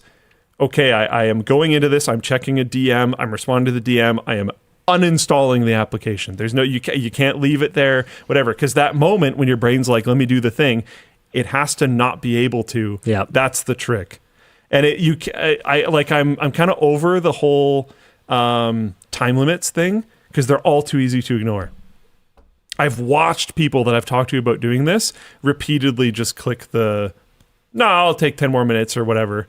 That is able to be easily done in like basically every app that has the time limit thing. Are you wearing the Google Fit Whoop thing? It's the Google Fitbit Zero or whatever it's called. Yeah. It's like the one wearable I've been able to consistently wear. It's interesting. And this is a man that couldn't even wear pants to work. Yeah. It's pretty impressive. I am very surprised I haven't lost it yet. I don't suspect it'll make it too much longer. Nice. But yeah, it's been pretty okay. It's not amazing. Cool. And they try to sell you on AI stuff constantly. Nice. but it's fine. I'm using it basically as a sleep and step tracker, and it's doing totally fine at both of those things. And I'm not subscribed to anything or getting any AI stuff or whatever. Dude, it's so annoying that you have to have the Meta app in order to use their smart glasses because it will just ping you. You can't really turn off notifications entirely because there's like stuff you might need to do. Like it might have a sync error when ingesting your video or whatever. But I was using it for like a family vlog video recently. We're actually going to put that channel live pretty soon. Okay. So I like had to use the app, and it's just like pinging me about random stuff, and there's just like garbage AI slop all over it, and it's just so annoying. Yeah. Anyway, hey, on the subject of privacy, the EU is now mandating that every new car sold has to have an advanced driver distraction warning or ADDW device, which uses a camera to track your gaze. This will be true as of July 7th. Under the final phase of the general safety regulation. So in practice, this means a small infrared camera near the steering wheel that tracks your eyes, head position, and your gaze. Look away from the road for more than 3.5 seconds if you're above 50 kilometers an hour, or 6 seconds at lower speeds, and the car will escalate through visual, audio, and haptic warnings until you look back at the road. It activates automatically above about 20 kilometers an hour, and while you can switch it off manually, it re-enables every time you start the car. This rule has technically applied to newly designed models since 2024, and then July 7th closed the loophole for everything else. The good news is the privacy protections, at least on paper, are actually pretty decent. The regulation requires processing in a closed loop inside the vehicle. It explicitly bans facial recognition and biometric identification. It forbids the data being made available to third parties and requires it to be deleted immediately after processing. The problem is enforcement. Yeah, we're learning a lot about that over the last 2 years and change. There is no law that if nobody is willing to enforce it. There's no independent audit mechanism to verify that any automaker actually complies, no defined retention window, and this lands in an industry where a 2023 Mozilla review found that roughly 84% of car brands share or sell driver data. Early real-world impressions... My car doesn't.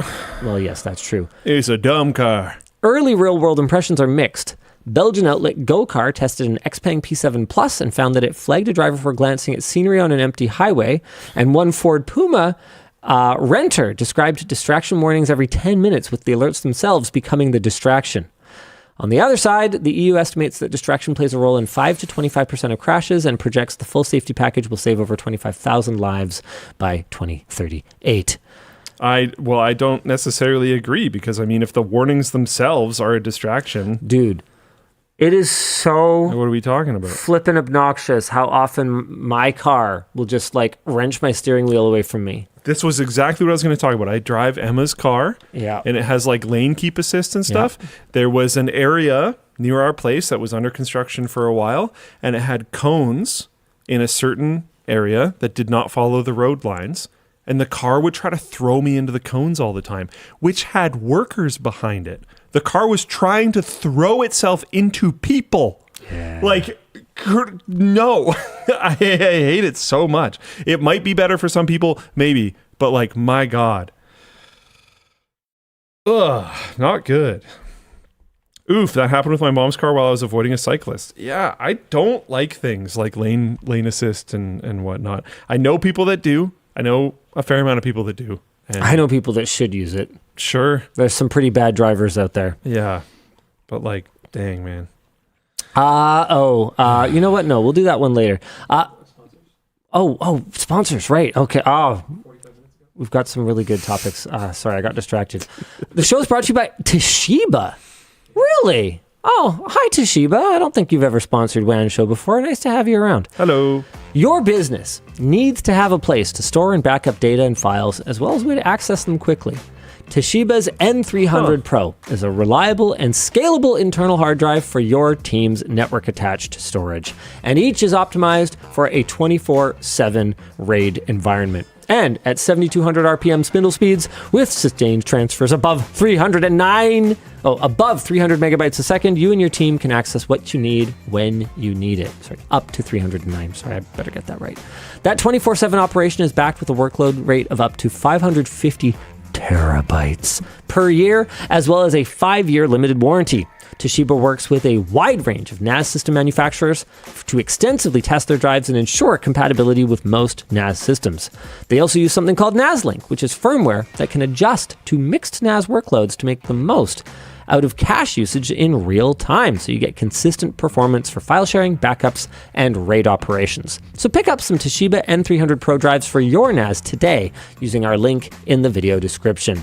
The show is also brought to you by Motion Gray. Working 8 hours a day at your desk, then spending several hours at another desk at home while gaming can certainly make your lower back feel less than stellar.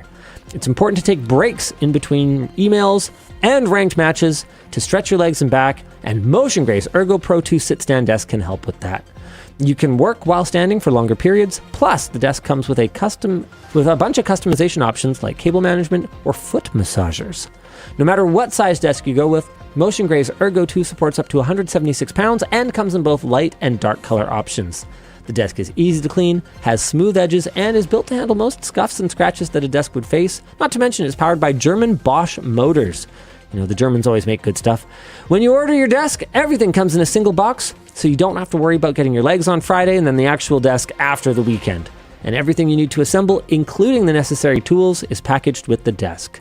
So grab your Motion Gray Ergo 2 Pro at our link in the video description. My first laptop was a Toshiba, and I actually really, really liked it. I got to get some new drives. I'm approaching 5 years. No errors yet. Ooh. They're gonna be expensive. Yeah, I was going to say. The show is brought to you. No. The show is brought to you by the next topic. The color blue. The letter E. Lenovo is now shipping laptops with Chinese NAND, and Apple has begun testing CXMT chips. It begins. That's right. Notebook Check says, in the midst of the RAM and SSD crisis, a new player has appeared. This YMTC SSD, shipping in the ThinkBook 14 G9 in Europe, but not North America, is a 512 gig M.2 2242 drive that has sequential reads up to 3950 megabytes a second and writes up to 2514. That's below average for an SSD in an office laptop these days, and it apparently throttles under load, but in everyday use is still more than fast enough. And then in related news, Apple is testing memory chips from CXMT for Apple devices sold in China. The company is also lobbying Washington to allow broader use of CXMT chips despite geopolitical sensitivities. Financial Times says CXMT is now the world's fourth largest DRAM maker and a key pillar of China's semiconductor ambitions, though analysts say its production is still too constrained to meaningfully ease the global memory crunch anytime soon. But those Apple dollars would probably help to turn that around. In other China news, ByteDance and Alibaba have killed custom AI companions following new rules in China. This is China is putting into effect what they're calling interim measures for AI anthropomorphic interaction services on July 15th. And basically, this policy is designed to prohibit services that simulate human personality traits, thinking patterns, and communication styles to provide sustained emotional interaction. So customer service bots, knowledge Q&As, workplace assistants, and education and research tools are excluded, provided that they avoid sustained emotional interaction. So the nextweb.com says companions out, workers in. So both ByteDance and Alibaba have just killed their products that were designed to provide companionship. It is very disappointing to me whenever I have to side with the Chinese government and acknowledge that they're just doing a common sense thing that probably everyone should be doing.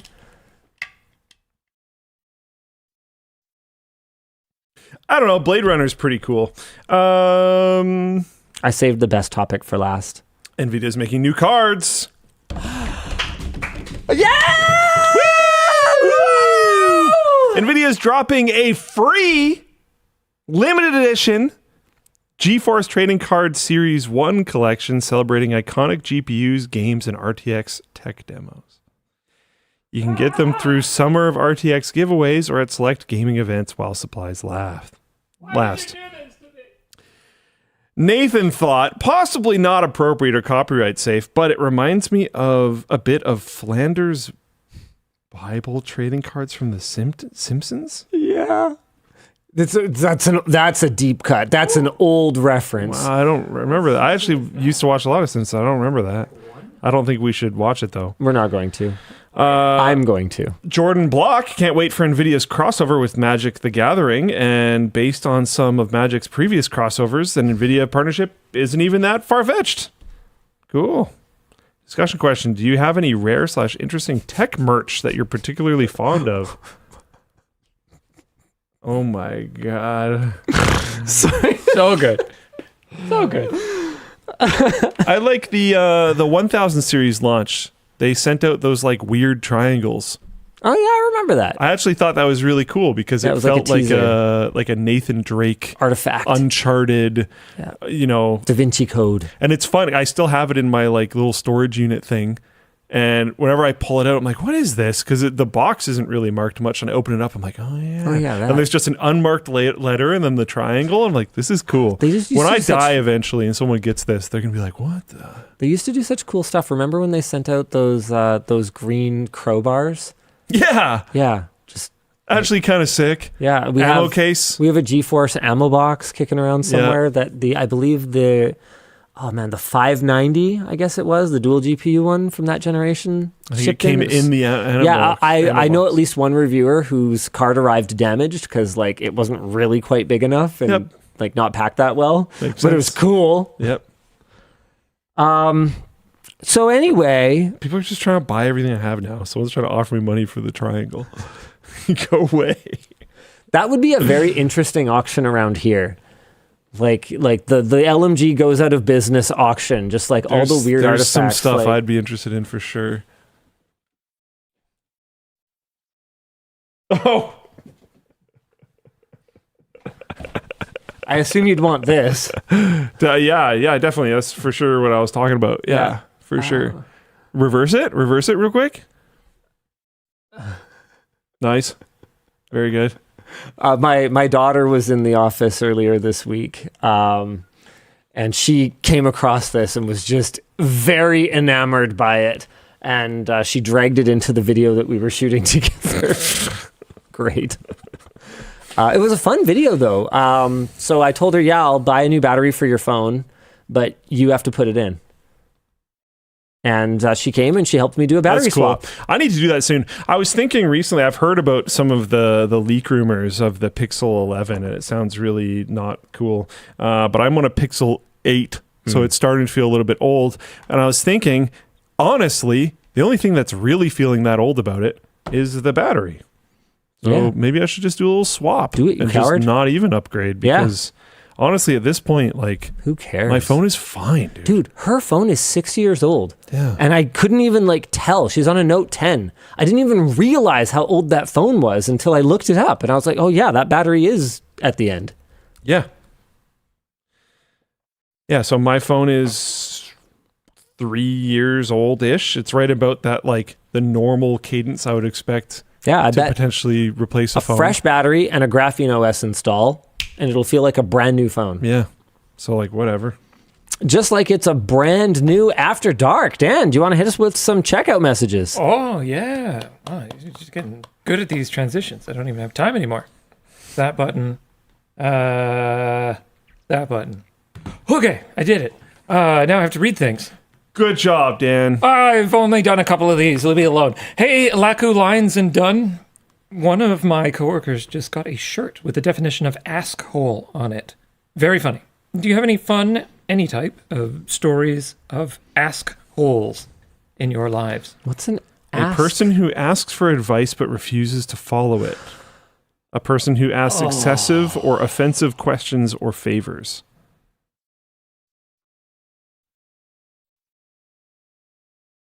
Oh, man.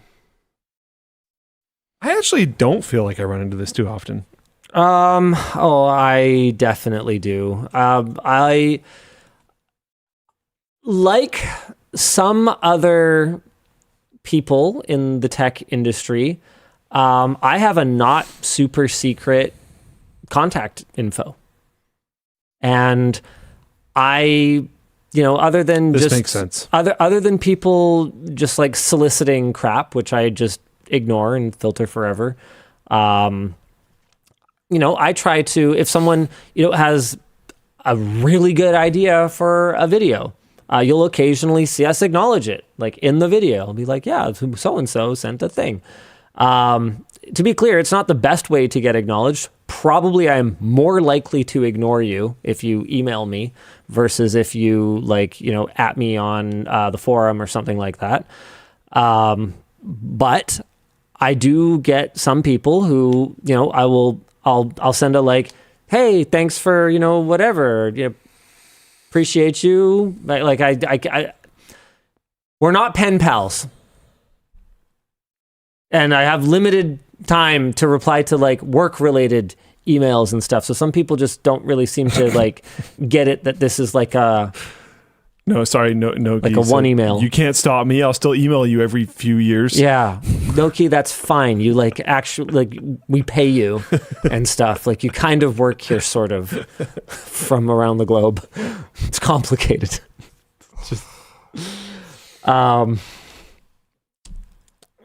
Anyway, yeah. So I mean, I've read into this. You read it and I recognize it. I get it. I just don't think it's super common. At events, people will come and they'll ask you a question, and you'll be like, "Oh yeah, I don't know. This motherboard seems pretty good. It has the features you want." And then they're like, "Oh yeah, what GPU should I plug into?" I'm like, "Bro, I go watch a video. That's what I do for a living. Is I make content so that you can go watch it and then you know the answer." So yeah, it's tough. It's tough. More? As for asking advice only to ignore the guidance, I'm not willing to throw any real life people under the bus over this, but I think everyone has people in their life who mostly, when they ask for advice, just want to make noise. Hot take. Yeah. I think everyone's done that. Everyone's done it, but some people do it a lot. That's fair. Everyone does something that's against the better judgment of them and everyone in their life once in a while. Yeah. I bought a plane.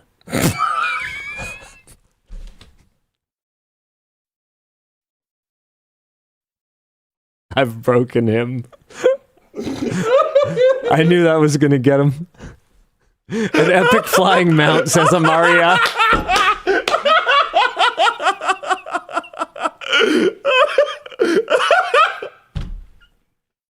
We've broken him, ladies and gentlemen. Oh my God.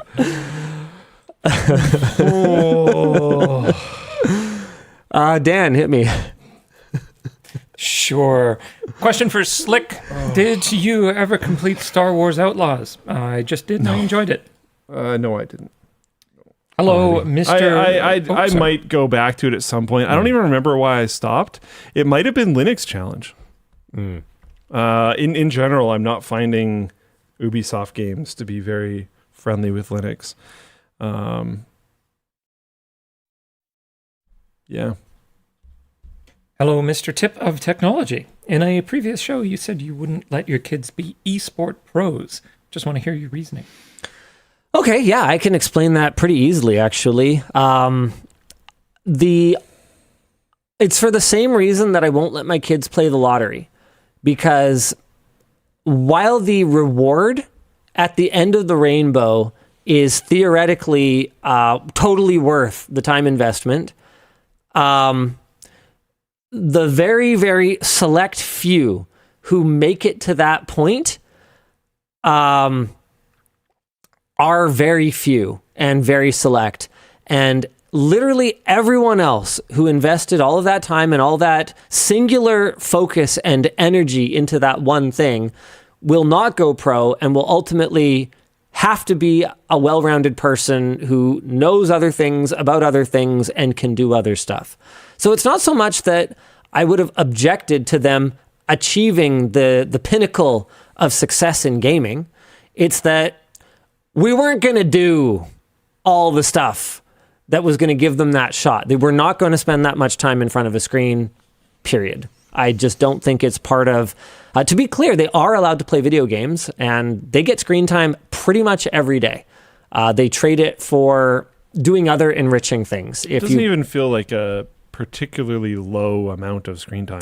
There's just, like you said, they got to do stuff to... My son's really good at Rocket League and pretty darn good at Minecraft. He's had enough time to like get good enough at video games that, because video games are a huge social thing.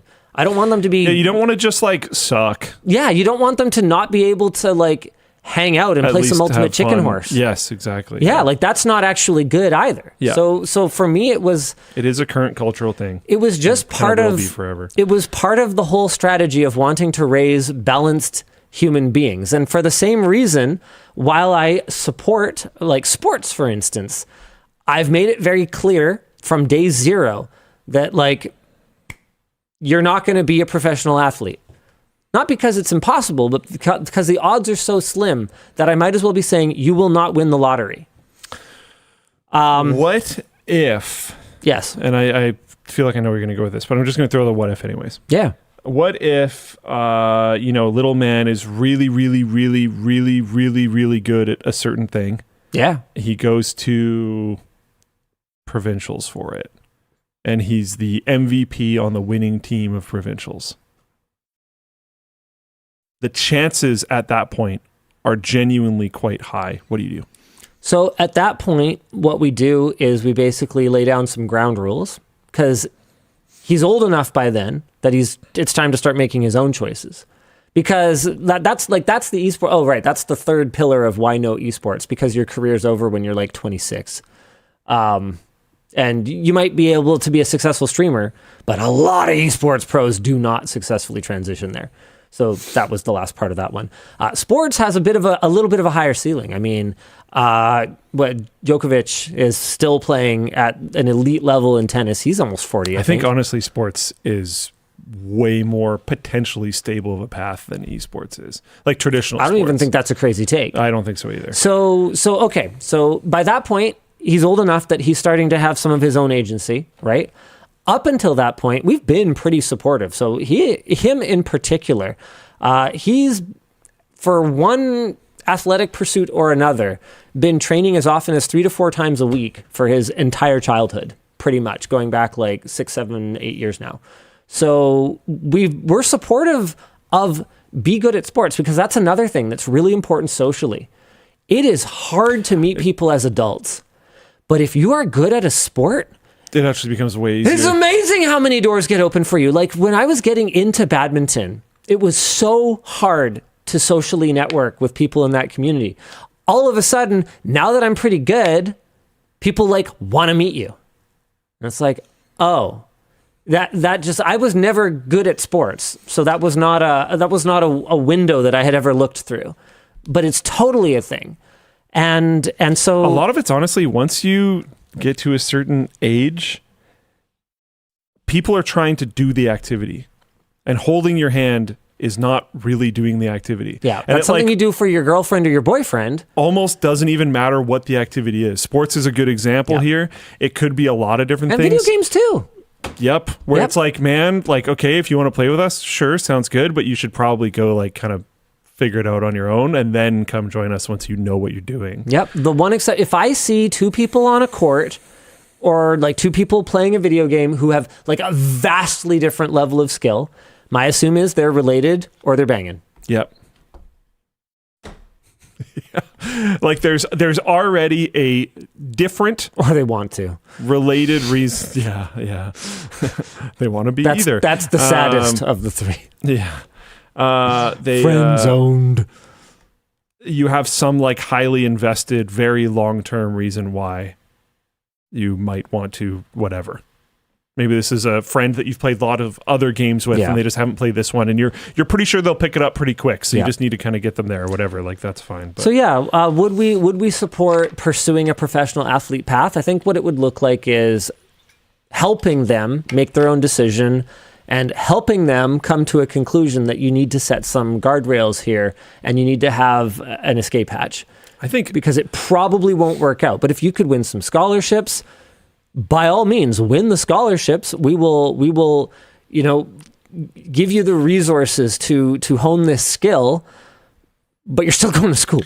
I think there's also a tremendous amount of skills that you learn from both, but more traditional sports in my opinion, but from both, that do transfer out of it. And traditional sports, there's plenty of athletes that have become pro and gotten proper good degrees and done lots of things outside of that, because you need rest time and stuff much more than you need it in the esports world. Oh, this is so true too. So like in that rest time, in that downtime, you could be doing other stuff. You could be studying, you could be doing whatever else. You can't be in the gym all day. Yeah, you need to rest. And like you might be young and not feel like that's as true, but it's going to become more true. And it is pretty true for you as well. So like there is more inherent built-in downtime with traditional sports. And I think sports teaches us a lot about how to deal with people. Social situations. Well. Yeah. It's very easy to cycle people out in the video game world. It's a lot harder to do that when you're on a team and those aren't even your decisions anyways. So yeah, bottom line is, look at Shaq. He transitioned from sports to everything. Yeah. That's pretty good. Want to buy a printer? All right, go ahead. Hit me down. Sure thing. Hey, WAN.dll. Luke, loving Bud and Pal with Sammy. Do you all have any preliminary ideas for future videos? What's coming next? It was awesome to meet you all in Taiwan, minus Dan. I'm glad you're happy I wasn't there. I don't think that's what he meant. I don't know, sort of. We've done some ideation, but it's not like it's as I've talked about on the show before. It's a creative brain stretching exercise. It's not a job. So like it'll happen when it happens. We were planning a shoot for like maybe late next month. If you go paintballing, I'm in. Oh, interesting. That's a fun idea. I don't know if that's a video, but whatever. There would have to be some like weird challenge involved or something, but I'm sure we could figure something out. I'm down for weird challenges. Challenge. Sprain my ankle even worse playing paintball with Luke again. What about both ankles? Sammy has two different ideas right now, but I don't know how he'd feel with me spoiling them. So I'm gonna no, keep them to yourself. I'm gonna hold them for now. But they're pretty creative. Sammy's a very creative guy. He is that. This for me has been a really good experience because of that largely. Like I've technically made a ton of content, but it's either been WAN show or tech stuff with a tiny amount of Channel Super Fun thrown in. But the Channel Super Fun, I was very much just participator. Yeah. And they were all like pretty similarly flavored, if that makes sense. So this is Sammy going crazy and doing Sammy things. He does do that. Me trying to hold on largely, which is fun. And I think good for my brain because it gets me out of just the doing kind of the same thing all the time, which is good. Especially I find when you get older, that can become a much more of a default state. And it's one of the reasons why it feels like time goes so fast is because there's not a lot of deviation to your day. You just kind of do the same thing. You're working on the same problems. Yep. You start finding routine because that's what's efficient, and you hang out with the same people. You talk about the same things, etc. So, yeah, getting out there and doing something different has been really fun. I'm excited to keep doing more of it, and I'm happy you enjoyed it. But it's not. The schedule is always going to be completely random because it's just going to be like whatever we can swing. We are going to try to figure out more like one-day shoot things. That would be a way to make it not so onerous. Yeah. So the plan moving forward is the two plans that he has are both one-day shoots. So we can just do it on like a Saturday or whatever. So we'll see how it goes. All right. Well, I volunteer as tribute if you guys ever need a third buddy. Yeah, sweet. I'll mention that. Not always around, but and there's no pressure. Yeah, I don't know. Want to insert myself. We'll see how it goes. I'm sure we'll do something at some point that makes sense to have a bigger group of people. Okay. Yeah. Linus, Dan. Where have you gone skiing? What was your favorite? I love skiing. My favorite was Lake Tahoe. Love the undies. I too picked skiing back up after 25 years. Oh, nice. How do you ski on a lake is my one question. I think it's a mountain near the lake, Dan, but yes. Well, you didn't say that. You should have said that. Should have been more specific. Water skiing? Oh. That's pretty good. That's good. That's good. Now I look like an idiot. Yeah. More than normal. Well, it's not so much that you look like an idiot. It's more sound like an idiot. Sound like an idiot. Well, yeah. why not both?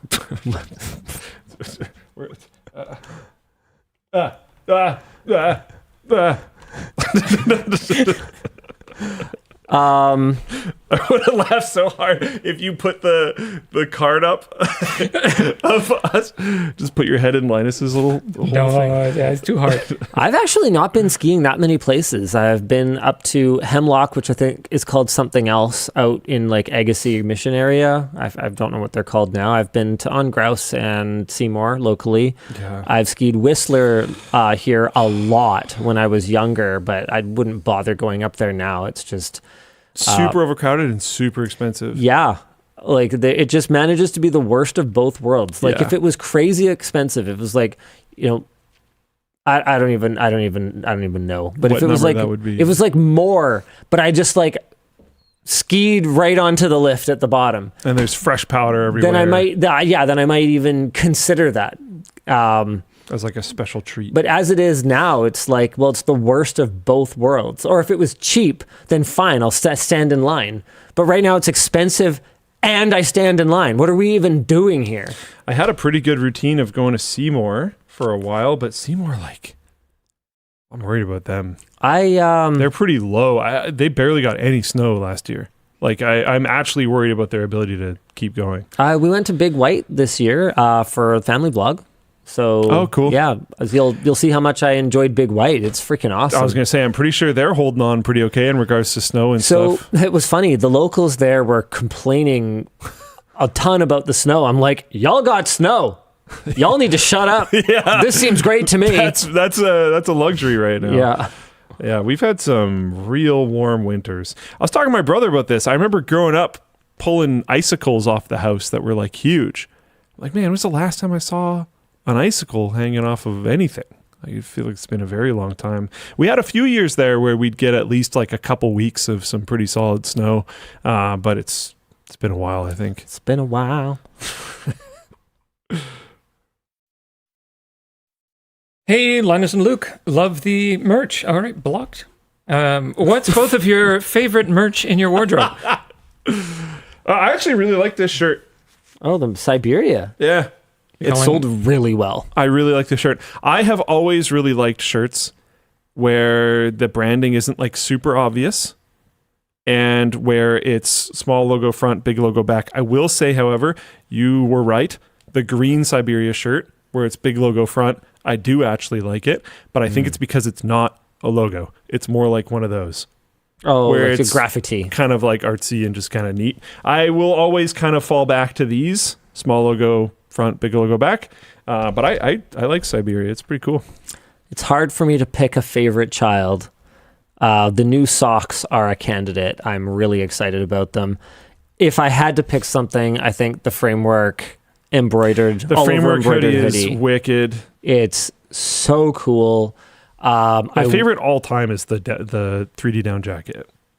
We have a kind of successor. It's not using the same 3D down, but it's a very similar style. It has a bit more reflective. The hood has been fine-tuned. I tried it on earlier this week, and we're going ahead to mass production. My favorite part was not the 3D down. Yeah, I think it's a worthy successor. I think you'll really like it. My favorite part about that jacket was that it actually looked really like clean and sharp.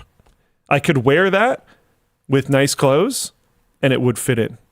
And it's a jacket. Like it was nice. I actually got a lot of comments on it because I usually wear this and a variation of color of the same pair of shorts Nice. almost all of the time. So the Nice. fact that I wore something that was kind of nice, people were like, "Oh," which is not a good sign. and I'm going to be yeah.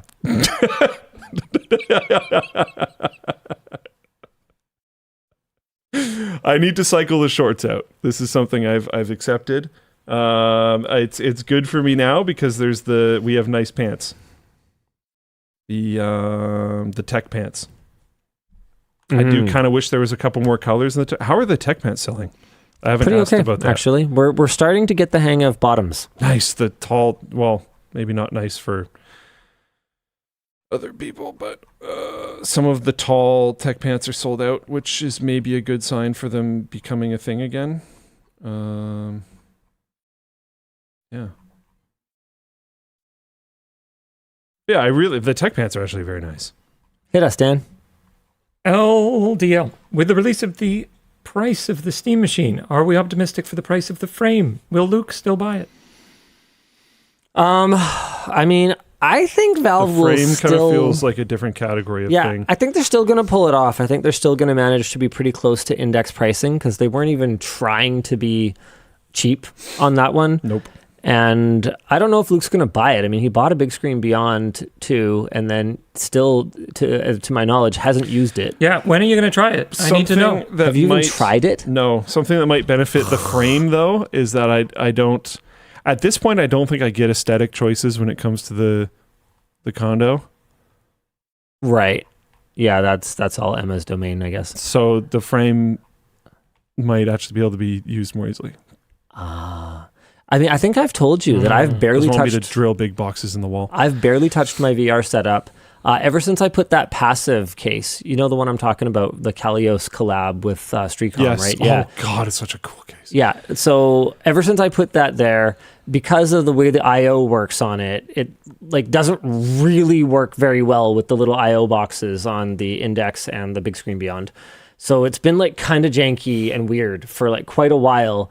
And what I really want to do is I want to get that case up off the floor so it's like more showcasey, get the panels on it properly, like cable manage it all nicely. But I just kind of, as soon as I found out about the Steam frame, I went, well, I'm not even going to bother because then everything's going to be wireless. And I'm just kind of sitting here tappity, patiently waiting. Okay, Steam frame. Because even if the displays are not as good as the Big Screen Beyond, man, the wireless streaming, dude, I tried it. I was there when they revealed the wireless streaming. It's so good. I keep forgetting that it has wireless streaming. Wireless streaming. Don't tell me that. I also I had my bench where the computers are, Yeah. and that was very space restrictive. So this last weekend, we moved the bench out to a different room where it's kind of like out of the way, which is good. And, you know, now people won't stub their toes on my weights and stuff. So it probably makes more sense to be over there. Yeah, so maybe that'll clear up some room and maybe I can do that now, but we'll see. Last one I've got here is for Luke. Question for Luke. Can you shout out any tools the devs have built to up arrow their qual that would be useful outside of LTT? I've been working on a CLI tool for managing the tasks I'm assigned in our project management system. Any quality of life improvements? That would be useful outside of LTT. I mean, we've contributed to open source projects, but outside of that, like the stuff we build internally is not external. LTT Labs has some of their stuff open sourced. You can check out, I think it's literally LTT Labs OSS on GitHub. But I don't know, we've built some internal tools. I can't think of much that would be particularly helpful outside of LTT. The main one that I know of is called Yelling Bird. And it was made by Mr. Peter, and it's just a Slack bot which shows the progress of videos as they transcode on Floatplane, and the total Floatplane infrastructure, because it includes Sauce Plus. And that's been pretty nice actually, especially because you can do like actions from it and stuff. And there's buttons there to open like the ACP or the admin UI, so you can see what's going on, and it has a little progress indicator as it goes, and it tells you the unique ID of the video and blah blah blah blah blah. So like that's really useful. But in terms of like CI/CD stuff that we built,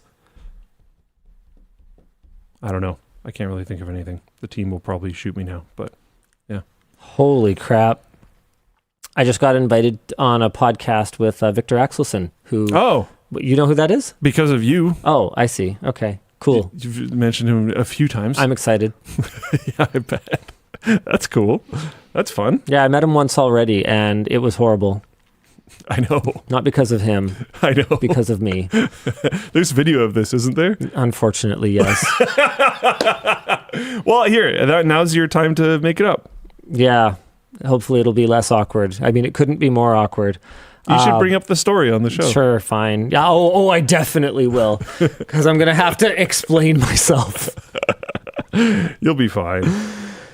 Yeah. This is probably good because now good. you won't be stuck with like the one time you met Victor Axelson. Yeah. Now you'll have some Have redemption. the redeeming time I met Victor Axelson. Yeah. Yep. People are asking who he is. He's Olympic gold men's singles badminton player. Was world number one for like a long time. Absolute Chad. He runs a YouTube channel. Super cool. He actually just recently retired from the tour, but he's still doing content apparently, and he's going on a podcast. So, do you know cool. when? Nope. I just got a ping from the guys who run our badminton club. Apparently, the outreach came through them. Okay. So maybe let WAN people know when you know. Yeah. No. I'm stoked. It'll be awesome. Sweet. Yeah. That business is going interesting for Smash Champs. It's I heard that call last week. I don't know. I doubt you want to talk about that, but which one? Interesting. The training thing. Oh, yeah. So it's interesting. We're going to be running our own training programs rather than partnering with someone else going forward. That's, I think, going to start in September. So we're hiring a head coach right now. And it's one of those things where, like, if it was my full-time job, there's, like, so much stuff that I'd want to do. But also, I think accelerating it to that degree would not be cost-effective. So taking this slow and steady approach makes a ton of sense. And the guys who are running it are just like, they're so dialed. Like they're just like badminton people. Like neither of them had a career whatsoever in like badminton, but they just are like super passionate and then just really smart people. And so we kind of figured, well, whatever. Figure a lot of things out. Smart people who are passionate will figure it out. Yeah. And so they did. The lead up to like opening was like hell, and I'm sure I'm putting words in their mouth, but I'm sure both of them almost quit multiple times because a startup is hard. Starting something up from nothing is hard. If you've never done it before and you criticize someone else who started something, you need to go do it first. Then you're allowed to throw stones because it's hard. Nobody like something as simple as like picking which payment terminal. Like it's not simple. Nothing is simple. You have to figure out everything. And once we got to grand opening, things got better and they're figuring out a lot, but we realized something. We had our grand opening tournament about a year ago and we gave away like a lot of like memberships. And what we noticed is like membership signups stalled around the like 1 year anniversary. We went, oh, people are probably waiting for us to like give away more memberships during our anniversary tournament. Like there's just so many little mistakes you're going to make. Like maybe we went too aggressive on that. I don't forget where I was going with this, but it's been interesting. Not really running because I'm more just like I'm almost more of like a sponsor of the business or like an investor in the business in a sense. Not that I ever expect like a big return from it or anything because I'm not running it day to day, but it's been very interesting running a completely different business. And I think it's an investor relationship because you give input and stuff. Oh yeah, but I don't run it. Yeah, totally. Yeah. But like if you think about how Framework originally expected your relationship to work. Oh, that is one. It more similar to that? No. Didn't they originally want input and stuff? Framework? I don't even remember. I thought they wanted to have like calls with you and stuff, and you're just like, whatever, good luck. That might have been Eshtec. Okay, maybe, I don't know. And I talk to them occasionally. But that's honestly though, that's mostly just because John's super chill.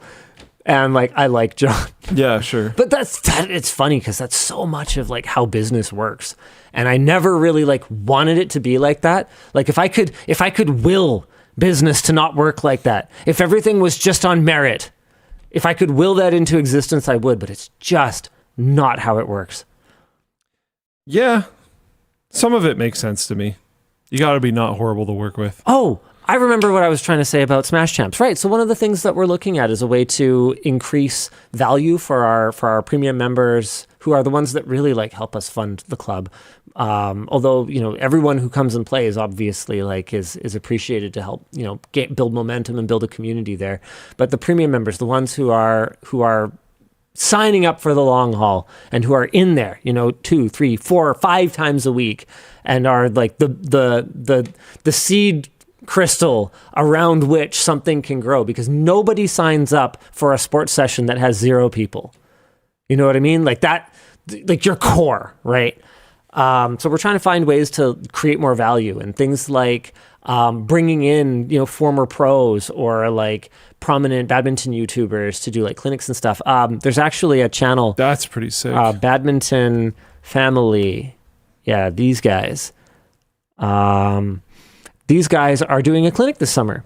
Like at Smash? Yeah. So he came out for like a scouting mission. He was looking for a facility in the Lower Mainland to do like an in-person camp.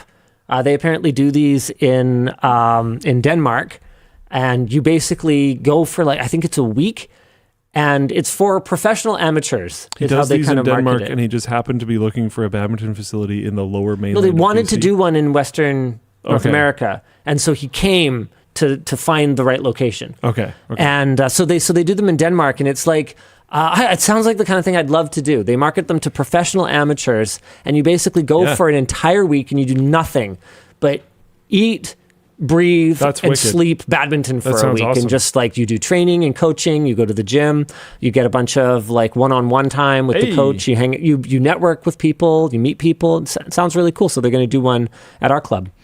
They sure are. Yeah, there it is. Family Camp BC Canada 2026.